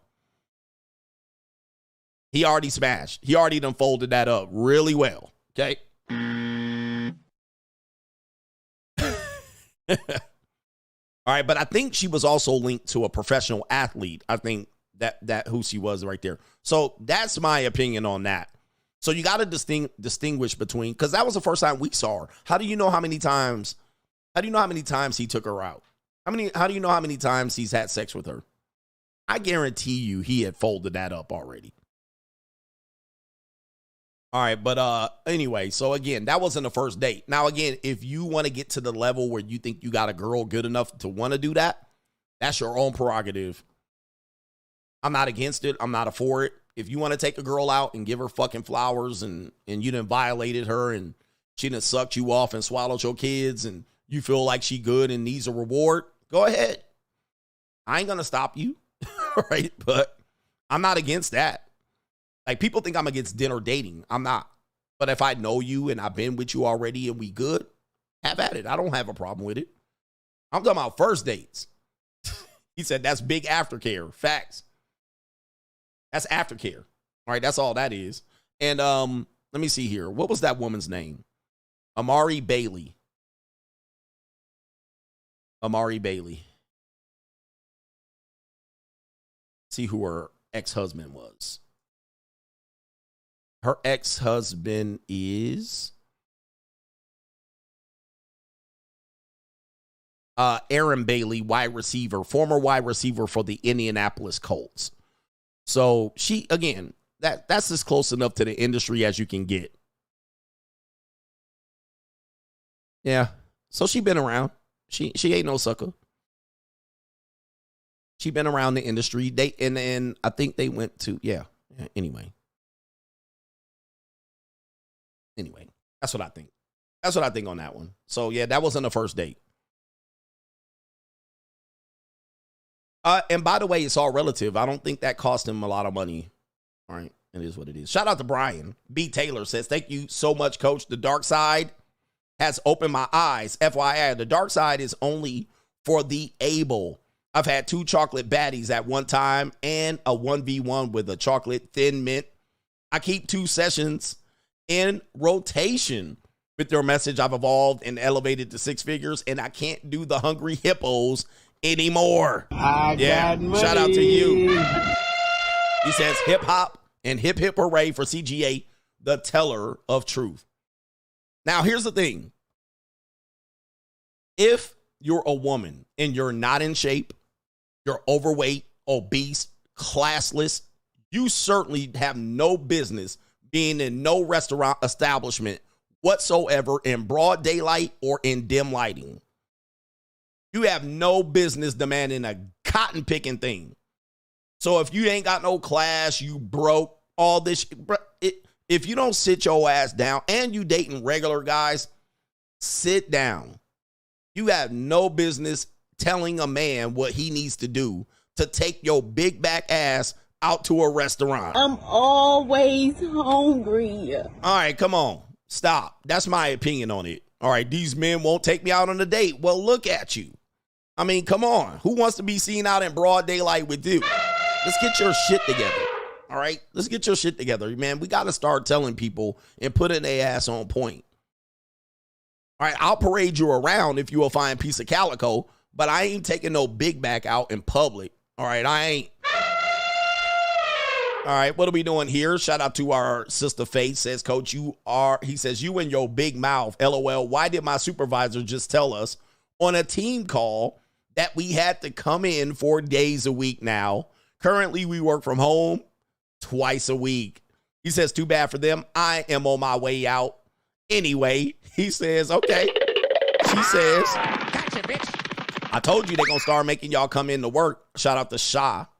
Fellas, I know most of us are hard-headed, but please listen to Coach. Nothing but the truth serum. I had those wrinkly old bitches luring me in with the Big 10 holiday sugar candy. Thank you, Coach, for your comedic wisdom and truth. I appreciate you. Free agent lifestyle for life. I'm catching up. Ghost J, Coach, this main event is one of your best blessings, Coach. Run them numbers up, man. Let's get them numbers up at all times. Shout out to y'all. I'm rich, bitch. By the way, I have a place where I call that the JUCO. One of the places at the JUCO, my last line is this. This is my last line. If you want to know about it, the last line on my profile is, I can't show it to you on the internet because we got a lot of tools on the internet. You got to pay to play. Got to play to play, big boys. Ninja Money Talk Bullshit Walk. One of my last line is, please be in shape before contacting me. Yep. And preferably not out of shape, all right? Because that counts as a shape. But my last line is please be in shape before contacting me. Now, a lot of y'all scared to talk to women like this, but I'm like, nah, this shit ain't for everybody. What I have to offer ain't for everybody. It's only for women in shape. All right? I ain't trying to be out here with no old broads, no soggy neck broads, no soggy titty broads, no old bitches that think they still young. Please be in shape before contacting me. All right? Y'all scared to tell them. This ain't for everybody, ma'am. Talking about what a man's supposed to do. You supposed to be in shape. All right? If I'm going to do all this, you supposed to be in shape. Is that too much for ask for? All right? If you ain't in shape, you just about to get folded up. That's it. Shout out to Gene J says, hey, coach, long time listener, first time donator. I appreciate all the gems you dropping on a daily basis, and they have opened my eyes on how the world operates. Shout out to you, and shout out to the coach gang. Shout out to you. All right, shout out to you. All right, Shake, thank you for donating too, man. I appreciate that. But yeah, somebody said, what shape, what's the weight limit? I'm not really a weight guy, but I'm going to tell you right now, I'm not really a weight guy, although I was in the fitness industry for many, many years. I know what women weigh. I just have to look at them. But what I'm not going to be is with no slop-a-lop. I'm not going to be with no goddamn slop-a-lop. Not outside. Slop-a-lops, listen. This whole idea that men are supposed to just do things for women because she has a vagina between her legs is a misnomer. This is not true. You're the ugly stepchildren. You're the fucking, you ain't Cinderella. Well, Cinderella was the stepchild, but you the ugly stepsisters. All right, bam. Just because you got a vagina between your legs, you don't get to dictate what men do on dates. All right, but yes, I have a no strag policy, so no strags, no baby hair strags. I mean, meaning that no wig baby hairs. That's an automatic no, you're out. All right. I don't want to hear about no thick. I'm thick though, no. I don't want to hear about no curvy or extra pounds, none of that shit. Because I be doing high class shit. All right, you guys don't know what I roll. I know I look like a broke ninja and ashy lip mouthpiece ninja. I'm a high class ninja. I don't roll around, and I can do low class shit. But I'm sorry, I can do medium shit, but I don't do low class. I don't be standing around where the Hennessy and the blunts be being passed out. And if you live there, you certainly ain't gonna get a date.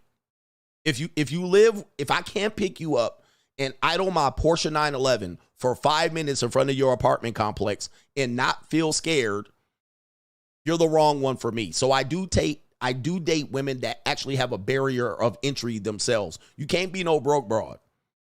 Like, I can understand you being on a tight budget, but no broke broads. No bitches with niggas a handful of pookies next door. All right, I don't do that. So you can't, no low class women. All right, so, but I roll in circles, ninja. I'm a high class ninja. All right, I want to be in high class environments, y'all. I ain't trying to be in no goddamn crazy shit like that, bro. Look, this how I be doing out here. Wait, where is it at? All right, I can't find it. Am I over here? All right, I'll be doing high class shit. I'll be at joints like this, you know what I mean, where they come out and cook the food in front of you and shit and prepare your shit and cut your food up and make your salad and shit like this. We rolling where people get, you know what I mean? We ain't rolling with no regular shit, so when I take you out, we going out. But this ain't the first date either. This ain't first date. I have violated a person multiple times before we going out like this. All right, and this is your reward right here. This is your reward. This is what we doing, man. We ain't going to the goddamn Cheesecake Factory. Now, we could go to it, but I'm not saying we ain't doing all that. So you're not coming in here looking goofy. You're going to have been around. As a matter of fact, let me tell you this. Do you guys want me to riff? I always tell women, watch this. If women haven't dated like this, I'll tell them to go get experience. Like, I will be like, no, I can't I'm not going to start you off like this. She'll be like, what? If you haven't been in these environments, if you haven't done anything like this, you're not going to be my first. You're not going to be my first. I want you to have experience. I want you to know what to do. I want you to be trained. I want your mama or your daddy or somebody to take you out to know what this is. I want you to have some fucking instruction. I'm not here to train you. Get some instruction, get some class, learn how to do things, learn the difference between champagne, white wine, and red. I'm not here to teach you. Now, if you just young, maybe I'll help you, but go get some experience under your belt. I'm not going to be the first one out here trying to teach you how to eat properly and not talk with your mouth open and run out here and talk about shit that you know men don't care about. And I got a career and a job. Okay, you paying half the bill. Shut your mouth then. All right. Okay, come on. I'm not training y'all up. I'm not trying to be your, Now, if you got me, we on Get 'em Daddy time. Get 'em daddy. All right, then you're going to have to learn a whole bunch. You're going to have to learn that I'm the man on this. I'm not negotiating. This ain't no partnership. I'm king. You're the peasant. Right? You're the princess. All right, here we go right here. All right, nope. You got to go get some class first. You got to know how to act. You got to know what a man wants. You got to, and look, I've been telling y'all this yesterday. Look, I'm telling you, there's women out here doing this, by the way, though, but it ain't going to be on the free. It's not going to be free. And it could be free for some guys, but watch this. There's women that know when my glass doesn't have water in it, she should take her water glass and fill my water. Now, do they tell women to do this on dates that you pay for? You should take a woman out on a date. A woman, as far as I believe, if I'm doing this, if my water gets low and they haven't filled my pitcher up, she should say, looks like I need to fill your water up. She should take her water and pour the fucking ice and water in my glass. That's what a woman should do on a date with a guy. Are they being told that? No. They just told to sit over there and be fucking pretty and dumb and for me to hold the whole conversation. That should be what a woman does on a date. You know what a woman should do on a date? When they put them damn biscuits down and they put them rolls down, she should say, do you want something? Do you want me to give you a dinner roll? And she should put the butter on the roll and hand it to you. Slide it on your plate. I got a woman that does this. She makes sure I have all my silverware, my plate. She makes sure she puts the butter on the roll. And she also will fill my water up when it's empty. Always. Like, she's always looking out for me first. All right, always. Now, are women told to do this on dates? No. And by the way, I was with her on this date. And that's what she does every single time. She carries the leftovers in the bag. I'm telling you, bro. Now, when I go out with a dim-witted woman that doesn't do this, it's automatically a red flag. I'm like, this girl don't know nothing. I'm like, she's not doing anything. She knows nothing. She's dumb. Now I have to tell her, pour my water in the cup. And she's going to be like, why? Like, you're supposed to be treating me out like I'm a princess. This is my event. It's not your event. This is my event. Meaning that I picked this place to go to. You're along with me. So when I see other women the way they date and they're like, take me out and sit there and lead the conversation and don't touch me, don't be a creep and pay for the dinner. And I'm like, these people are crazy. These people sound crazy to me. Well, I shouldn't have to pour your own water. You're a grown-ass man. Well, I shouldn't have to pay your bill at the end of the date. How about that? You're a grown-ass woman. This isn't me just taking you out and parading you. This is a two-person date. So if I'm expected to pay for this entire thing, and when we go out to great places. We go out to great places. When we go out, if I'm paying what I'm paying, you getting something back in that date. Something back. And if your cell phone comes out, date's over. We have a no cell phone policy. I don't give a fuck who you texting, your Pookie, your Ray Ray, your mama. That cell phone is not coming out. Now, as we get better and along on the dates, if they get informal and all that, fine. If your cell phone comes out on my date, that's my date. That's not your date. If that fucking cell phone comes out and we're eating like this, you getting admonished and dismissed. All right? That cell phone better not come out. You better not ever, I'm dating my male friend. But people don't want it. Guys, they're telling you what you need to do and then running all over you doing what the fuck they want to do with absolutely no class. These people have no class but telling you to take them on a date. Completely disrespecting your whole thing and then patting you on the head. Oh, I don't want to flirt. This is absolutely crazy. It's crazy. But a lot of people, you got to get to that point of leveraging options. Every day, that physical touch bull can lead to you being creepy if she doesn't like you. They always want to control a man's movements and intentions. Here's some money. How nasty are you? And nobody has to know. And I might be a returning client. I pay you for discretion. Grow up. I'm actually censoring it. All right. And he says, she don't want to F me.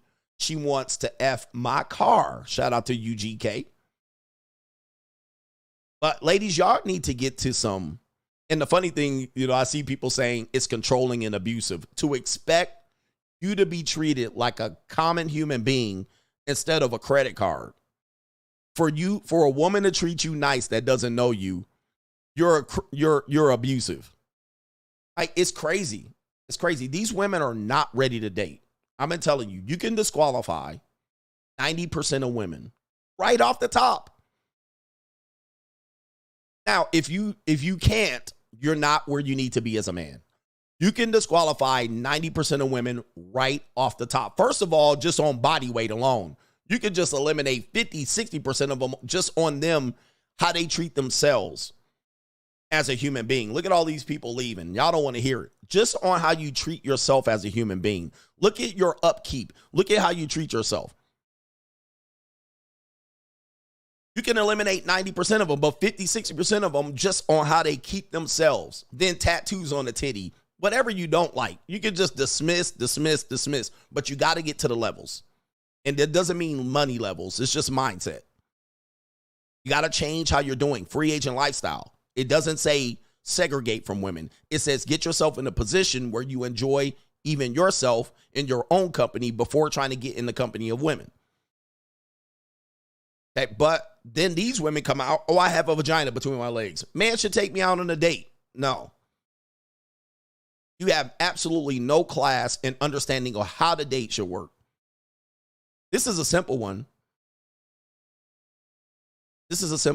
And I told a woman this, she was talking about sleeping over. And I said, listen, and she was talking about she wraps her hair and she's a mulatto. And I was like, do you wear a bonnet? She was like, yes. And I said, I should not see that bonnet. I shouldn't see it. And she was like, okay, yes, of course. She was like, yes. I was like, when I'm doing my business with you, you ain't got that bonnet on. I was like, what you're going to do is, and she already knew this, what you're going to do is after I'm finished up with you and I pass out into an orgasmic stupor, then you go in the bathroom and you wrap your hair and you put that bonnet on. Now, I'm going to start moving around 5:36 in the morning. What you better do is when you see me start to shuffle and move around, you need to go put your face on and go unwrap your hair and then lay in the fucking bed. All right. So by the time I wake up, that bonnet, all that shit better be off. All right. So do what you need to do for the next few hours of sleep or slumber, but I don't want to see it. All right, so if you want to go down there and unwrap your hair and take your bonnet off and go put some oil in your hair and go crackle some bacon, all right, and then go back to sleep by the time I get moving on to work. And she was like, yeah, of course. I don't want to see it. I don't want to see that bonnet on while I'm trying to give you some dick. I ain't dicking you down with no bonnet on. All right, so. This is how I do it. Look. You get to ride in the G-Wagon. You get to ride in the fucking Porsche. You get to sit up in this big-ass house. You think this comes with basic bitch maneuvers? You think you just gonna treat me like every other nigga? What's wrong with you men? You men accept anything. You low-class scavengers. You think you can treat me like a normal nigga? I'm in the 10% of niggas. And that don't even mean the money. My mindset and my ability, I'm in the top 10%. I don't get to treat it like everybody else. I'm the king of kings. You don't have to believe it, but you ain't going to be here to receive shit. If you don't believe it, you better believe it. Don't treat me like everybody else. I'm the great Coachellini. I'm the fucking boss. Can't treat me like everybody else and let me fuck you with a bonnet on. Are you crazy? You didn't just hike your leg up and let me do my business. You better jump on this enthusiastically. You better act like this is a goddamn roller coaster. Put on your seatbelt and say, I'm going to give you a show. This is the money mindset I've been telling you about. It's the money mindset. You guys have a bad mindset. Thinking shit is extreme. Nah, bruh. You the main event. What's wrong with you men? You guys take anything. I ain't gonna let a bitch decide that she gonna ride in my 911 or my G-Wagon and decide to hike her leg up lazily and let me do my business and then completely just disrespect me with a bonnet on. What is going on? Lazy shit. Talking about I need to pay the bills and provide her a lifestyle. She fucking me with a bonnet on. No, you can go to do that with Pookie and Glocktavius and them. Go with Pookie and Glocktavius. If you want to do that, go with Glocktavius and them and have fun smoking a lazy blunt and drinking a 40 and Hennessy. Do not be here with what I'm providing doing that lazy shit. That does not fly. All right? I'm upgrading your life. I'm giving you shit that most men ain't going to get. You are not going to give me no lazy ass effort. You're going to be on point too. A 10 hut. 10 hut. You're not just going out here just being, you watching, you doing shit. What are we doing, guys? Let me get here. Let me get back to this part of the show. But you guys take anything and call it extreme. This is the realest shit going on here. You're letting them dictate all the rules and you're following them. You're following me. Now, if you think you can find another me, go ahead, Ninja. More power to you. More power to you. Go ahead. Go find another me. I almost can be certain there ain't another me out here. And if you do happen to find one, it ain't going to be tomorrow. It ain't going to be tomorrow. You telling me I got to do all this. I'm going to tell you what you have to do to qualify for this. Bro, I mean, it's not that hard to figure out. Y'all some low self-esteem ass, no prize thinking, no winning ass mindset. Y'all don't want to win out here. Y'all don't want to win. All right, here we go right here. It's the evil world we live in. Let's win with these people, man. Let's win. It's an evil world we live in. The way I got here was to win by myself. I learned how to do this for myself so that I know what to expect out here with everybody else. All right. If they don't want to do it, I can do this by myself. Ain't no big deal. I've been doing it by myself for years. All right. Anyway, let's get back in here. But, oh, by the way, I can find another you faster than you can find another me. So you don't have to do it. Just step to the side. It's okay. Just step out of the way so I can find another you. Every 15 minutes, I can find another you in 15 minutes. Can you find another me in that time? I can guarantee you can't. I can guarantee you statistically you cannot. Listen to me. All right, come on, man. And by the way, you don't even have to make that much money to be able to get to this. All right, anyway, let's get back. This woman says, OnlyFans is becoming too oversaturated.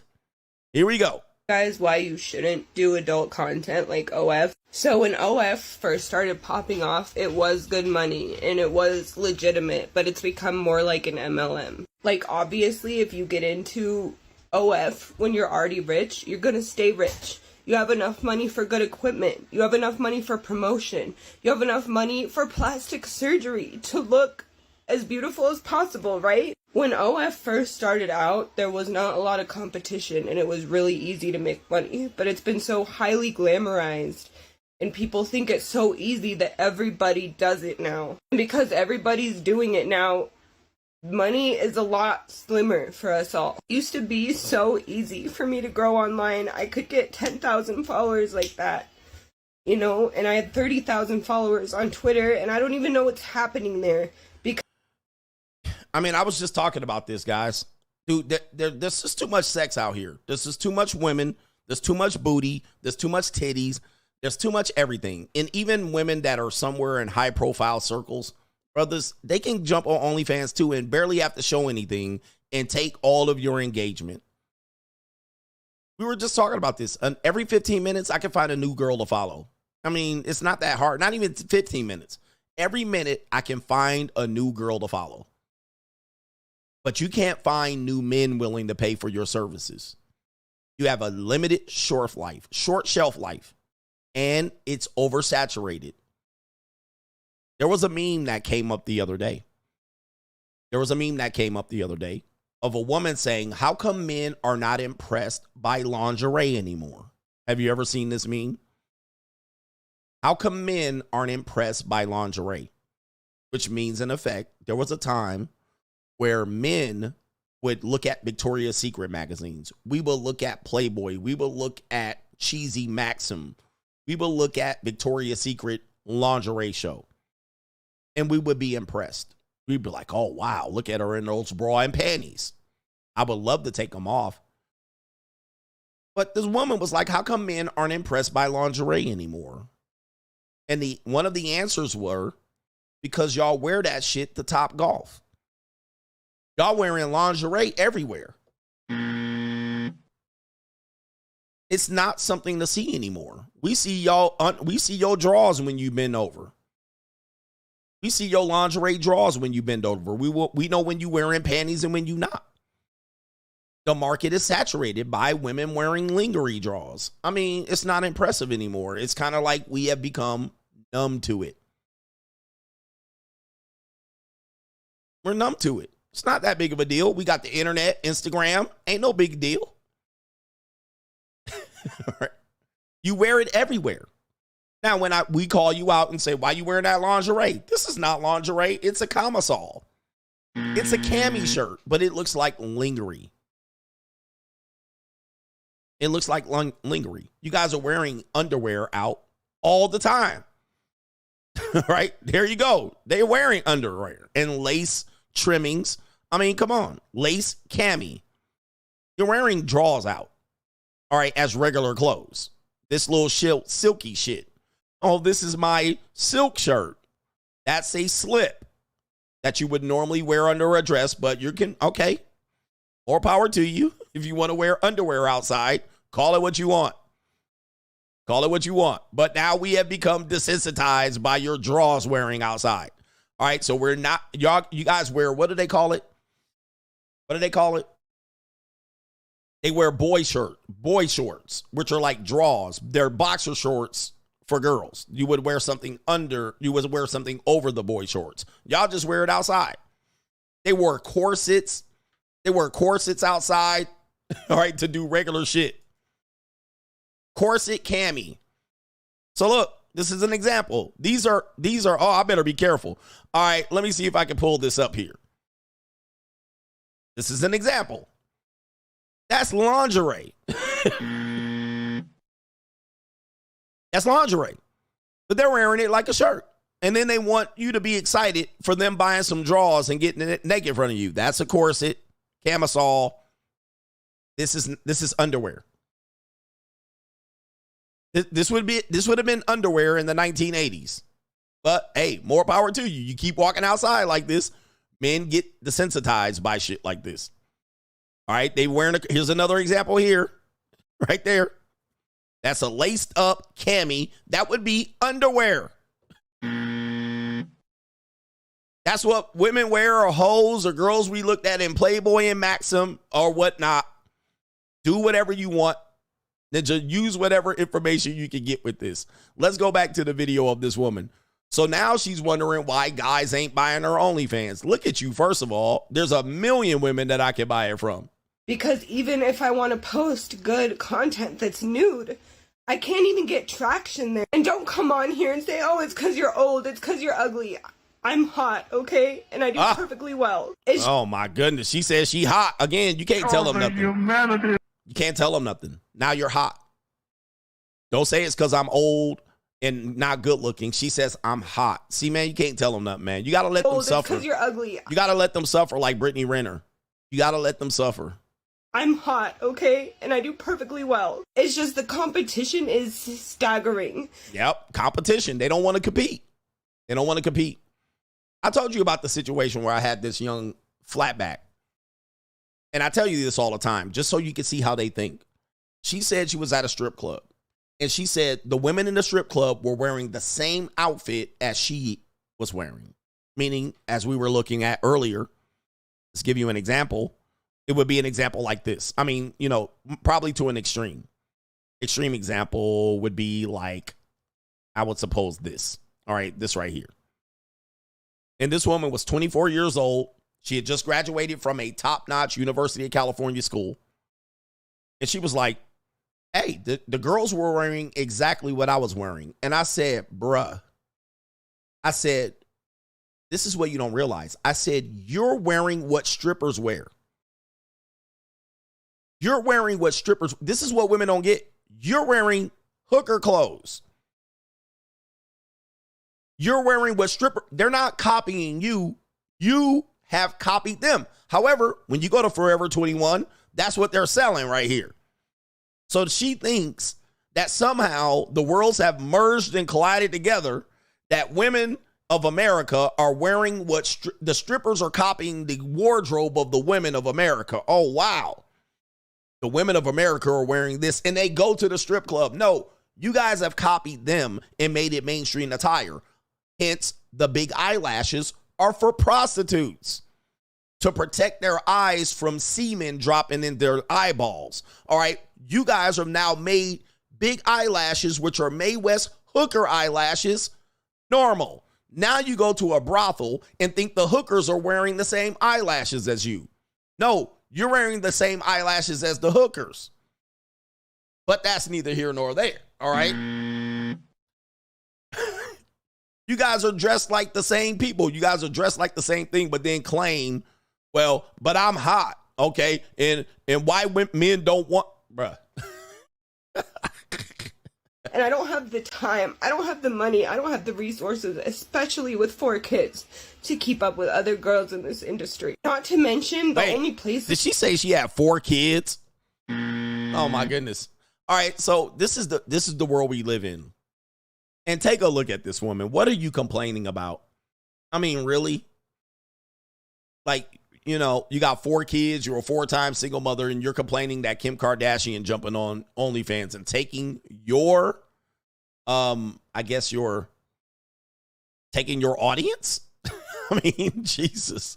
This is where you can share explicit content like X or Reddit are heavily monitored by men who don't like sex workers. They don't want you posting there. They don't want you making money. They want random dudes making money off of AI corn. Everybody's up against you. Women hate you. Men hate you. Your family probably has problems with it. Not like it should matter anyways, because lack of support from family is what usually turns women to OF and things. No, the rebellious spirit. Hey, man, look, they blaming everybody else. Good Lord. She ain't taking one bit of accountability yet. I mean, and look, it's over for her. She done chopped her hair off in its colors. It's a wrap, ma'am. Hey, you chose this shit, and now you're living out the repercussions. Now you don't have anything to fall back on. Things like that. But anyway, it's only going to be rewarding if you're already rich or if you have absolutely nothing to lose. Nothing. Well, sorry. Hey, listen. That's how the game is played. Same thing as social media. So social media, you used to be able to build an audience by being organic. Today, not so much. You got to almost come in ready to go. Like, you used to be able to build yourself the wealth via social media and use people via social media to help you build your wealth, and they will celebrate you. Now, ninjas coming in like, I'll show off my car collection. All right, I'll show off my massive car collection. All right. And I'll build up millions of subscribers. All right. Is that fair for men? Is that fair for content creators? What's my brother's name that has a car collection in California? Let me see if I can pull him up. Damn, let's see if I can find his name. He's very well known. I think his name is Manny. Manny. Let's see here. Manny. Yeah, Manny, this guy right here. Hi guys, today I want to give you a garage update. It's been exactly 2 years since my last video. All right, and there we go right there. So I'm trying to build a car collection, and this ninja like, oh, I already have one. Let me get the camera out. Microphone, camera, done. This ninja got 1.68 million subs. All right, so yeah, guess what? Nobody's impressed by my 2 cars. All right, and so there he goes. This is what she's talking about. Oh, it ain't fair that the celebrities and people with money and surgeries and people that can afford a team can come in and take my audience. Yeah, shit ain't fair, fam. Shout out to Manny Koshman, I believe his name is. All right. It happens, bruh. It's a part of the deal. Let me get to these super chats and we'll round it off. Part of the deal. That's life. The fuck? Yeah, he a millionaire. Good luck for me. I mean, I'm way behind the 8 ball trying to catch up to this ninja. Shout out to Manny, though. But that's life, fam. You don't just keep to put the same titties out on the internet and still stay rich. He's, by the way, in Newport Beach. Life ain't fair. It ain't fair out here. Shout out to our brother Todd. Todd Voice, he says, I was fresh out of Grant High School in 92. First date as a young man, dinner in the movies with a pink toe. He says, I'm making her laugh and she chokes on a fry. You had to give her the Heimlich maneuver and bounced all bad. Just like that. Choked on a fry. Shout out to Grant High School, all right, in the San Fernando Valley, I believe. John Doe, movies are horrible first dates as well. Facts. Movies are terrible first dates. He says, how are you supposed to get to know each other and watch a movie at the same time? Not to mention most theaters are, is it done or dim? I think you meant dim. Or dine-in. Most theaters are dine-in, so I'm always stuffing my face. Yeah, how do you talk and sit there through a dinner and get to know? Dinner and a movie, awful. But realize that's why I call it a lazy date. Because it basically is the last ditch effort date. All right, I didn't make no plans. I don't have no imagination. All right, dinner, movie. Movie is all horror. Now, if you think you're just going to be in there finger fucking a woman, all right, that's what guys are going to do. Hey, coach, you know you can slip your finger in during the... Okay, I remember being a freshman in college. I'm a grown-ass man. All right, I could go to jail for shit like this, but that's number one. The movie theater better be completely empty for you to carry some shit out like this, and that's number one. Number 9, if I'm getting excited about slipping my digits in a vagina in a movie theater, something's wrong with me as a grown-ass man. Now, if you're 16, 17, 18, 19, I suppose I got the third base, coach. All right. I got a house at the crib for all that, bro. I ain't trying to get no finger slippage and no wet punani while I'm eating popcorn. All right, bro. You know she could jack you off in the movie theater, bro. Nah, bro. I ain't got no what the hell. I'm a grown-ass man. Shout out to Cedric the Entertainer. I'm a grown-ass man, bro. This shit is not my intentions when I go out on a date. All right, so I can be like, oh, wow, look. And I got a jacket over me. Nobody can tell I'm watching the movie. Like, bro, this is what. You realize I got a California king bed where I can fold people up on? I'm not thinking about no. Ooh la la. Ooh la la. All right, now. Game ninjas will make you think, coach, you missing out on the movies. You know you could give her a little slip of digit and she could drop that neck in the movie theater. That's what I got a house for, fam. I got a house for that. You got big screen TV for that. If that's... All right, ninjas. Y'all ninjas are funny. All right, man. Yo. He said, I'm not 15. I'm not a sophomore in high school, bro. That's not impressive to me. All right, where we at here?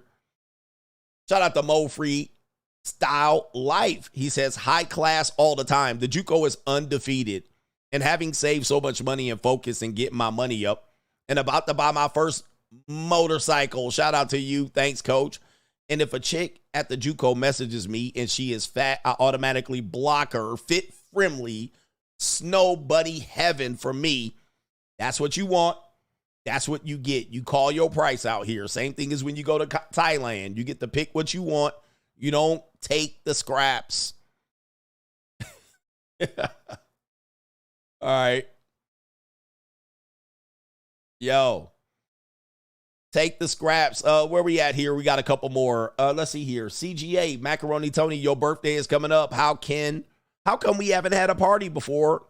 I mean, we party, but not like, you know, hey man, maybe I'll have a 50th birthday party. Maybe I'll have a 50th birthday party out here in Vegas for certain people. Kevin Sullivan, coach, you're right. Girl tried talking crazy to me. I asked her, who did she stay with again? She said she lives with her mom and her little sister. I told her to call me back when she finally got her own spot. I haven't heard from her since. You see that? That's levels. People don't realize what leverage and options is. There's levels to this shit. If you're messing with a woman and she lives with her mama or a roommate or any of these things here, and she still live with her little sister, or she take care of her grandma, brothers, this woman is not ready. Now, she ready to be put on a program, but she ain't ready to come in and judge me. I'm going to just let you know that right now. She ain't ready for that. She need to come in and be like on get 'em daddy mode. Get 'em daddy. If this bitch start talking about what she know and what she do and her degree and y'all tolerate way too much BS. I mean, from these people, but sometimes it's the level you're at. Sometimes it's because you're trying to get it for free. Like, oh, women should do. Yeah. Shout out to our brother Preston says being traditional and a baby mom is an oxymoron. I agree. Any woman that wants a traditional date and you're already a single mother, you're already disqualified from a traditional date. Already. Now, you might not agree with me. I don't care. But if you are a single mom, you're automatically disqualified from any of this Taraji P shit. It's automatically gone. That ship is sailed. If you're over 35, you're automatically disqualified. This is just for me. It's not meaning for everybody else. You're already disqualified from any of this shit you're talking about, event, dates, and all of that stuff. Now, if a guy decides to do that for you and you just that bad, have at it. But this is just me. I mean, I don't take single moms out to shit like this. I don't do it. I don't do it. I don't take overweight women out. I don't take classless women out, strags. I don't take women that normally don't be out doing shit like this. I don't take women trying to, you know, they 21 and they still take care of their little brother and right. Nope. You got to be ready and available. Ready. But, you know, women that got, you know, they got multiple male friends and they got play cousins and little brothers and they got 2 jobs. No, that's gone. Remember, I told you. I mean, I'm going to put this video back up. I disqualified 90% of women. 90%. Now, they might say something like this. Well, I don't like you anyway. Okay, cool. We have a meeting of the minds. Let's not waste each other's time. You were already disqualified anyway. Now, if you don't like me, you already in the 90%. Like, I'm not trying to make you like me. I've worked hard to be able to not even have to go through that rigmarole and all of those hoops and shit. Whatever you got going on, well, I want something. Well, go get him. I'm not in scarcity. Go get him. I don't like short, bald head. Oh, okay, bye. I'm not even trying to make you like me. Just go. I don't need to talk to you. Just keep it moving. All right. You don't even have to trail. Well, if you did this or took me on a date, no. I'm not trying to make you like me. You need to come in with your peace leaf leaking already. Like when you meet me, you have to be almost wet already. You know what I mean? Like,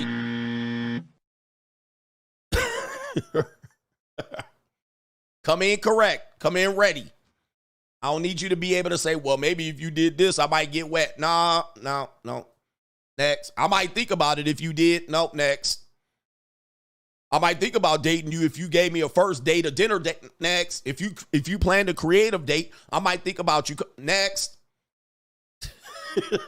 Right.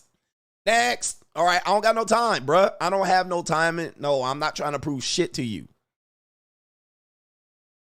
I don't got to prove nothing. All right. You can see it right here in front of me. I've proven it. I've done all the hard work. Right here. I've done it. Now, the women that see it, they see it. And they get the bit. If you don't see it, I'm not trying to make you see it. Next. So that's how I do it. All right. I ain't trying to prove nothing to these women out here, bro. I ain't trying to prove nothing to them. All right. Again, 90% of women I've disqualified. 90%. And if they vote for Kamala Harris, if they vote, somebody said, I'm going to be lonely. You obviously haven't seen this right here. Let me go ahead. He said, you're going to be lonely. You're going to be lonely. All right. Have you seen this? Click that link. Click that link. And anybody that has ever clicked that link, ask this goofy ass ninja, is CGA going to be lonely? Right? Click this link and find my stream and then ask that question again. What's wrong with these guys? You're going to be lonely.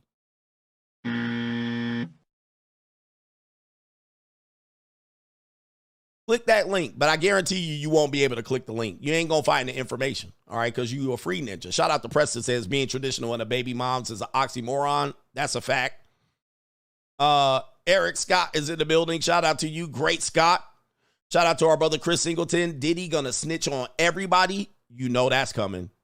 And it's going to be, it's going to be some, you ain't even going to know where the snitching coming from, but he about to snitch. All right, he about to snitch.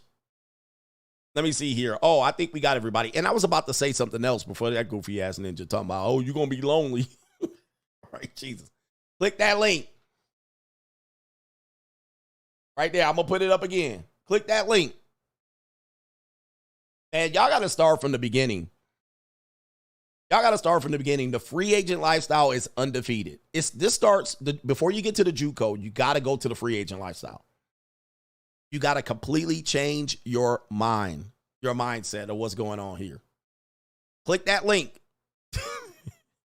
I'll take you to all what's going on with CGA. Click that link.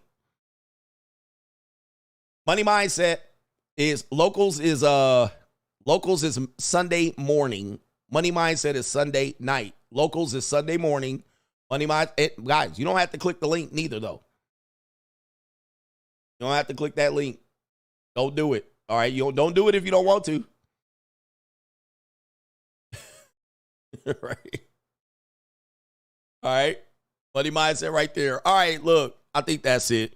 I done gave y'all enough to chew on today. I think we have a great show planned for you today. Let me see if I can give you a preview of tonight's show. Tonight, we're going to do, what is this? Oh, a woman says, men love more sincerely than women. Wow. This is a preview right here. Men love, remember, men are in love, women are in business. This woman says, men love more sincerely than women. Shout out to the lonely men.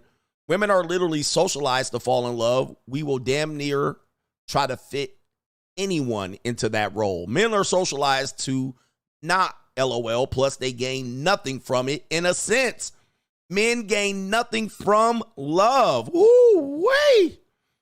Oh, my. Oh, my. Hey, man, people are waking up.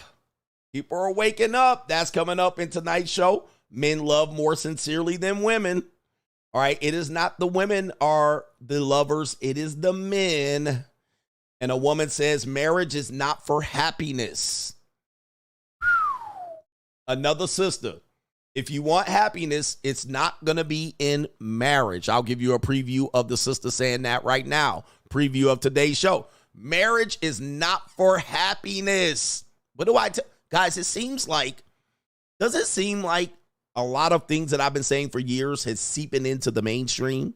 And now people are saying more of what I'm saying. Like they've taken what they like from CGA or people like me, and they're now saying it openly. Right? Like they're like, I don't like CGA. He a little rough around the edges. He's a little arrogant. He's a little arrogant guy. All right. He think he got a God complex or Napoleon complex. All right. But he be talking some sense. Have you noticed that? Have you noticed that the mainstream, I'm like, marriage, you're not supposed to be happy in a marriage. That's not what it's for. Marriage is not for happiness. That's what she says. And this woman says, men love more sincerely than women. Have you noticed this? It's not just me. Straight jacket. People waking up. People are taking the good little shit that I got, and they're just straining CGA out of it. Right? And not just me, but even the red pill space in the manosphere. Straight jacket. They've listened to us. They just basically strained the manosphere, strained out the Kevin Samuels, strained out the Andrew Tate, strained out the Myron, strained out the Pearl, strained out the CGA and the Better Bachelor and the Joker. They strained out all the good shit. And now they saying it. Shout out to the brother that said that yesterday. They didn't just strain the manosphere out of the shit. And now they saying the same thing. That's coming up tonight. Shout out to the Coach Gang. Hit the like button on the way out. Peace.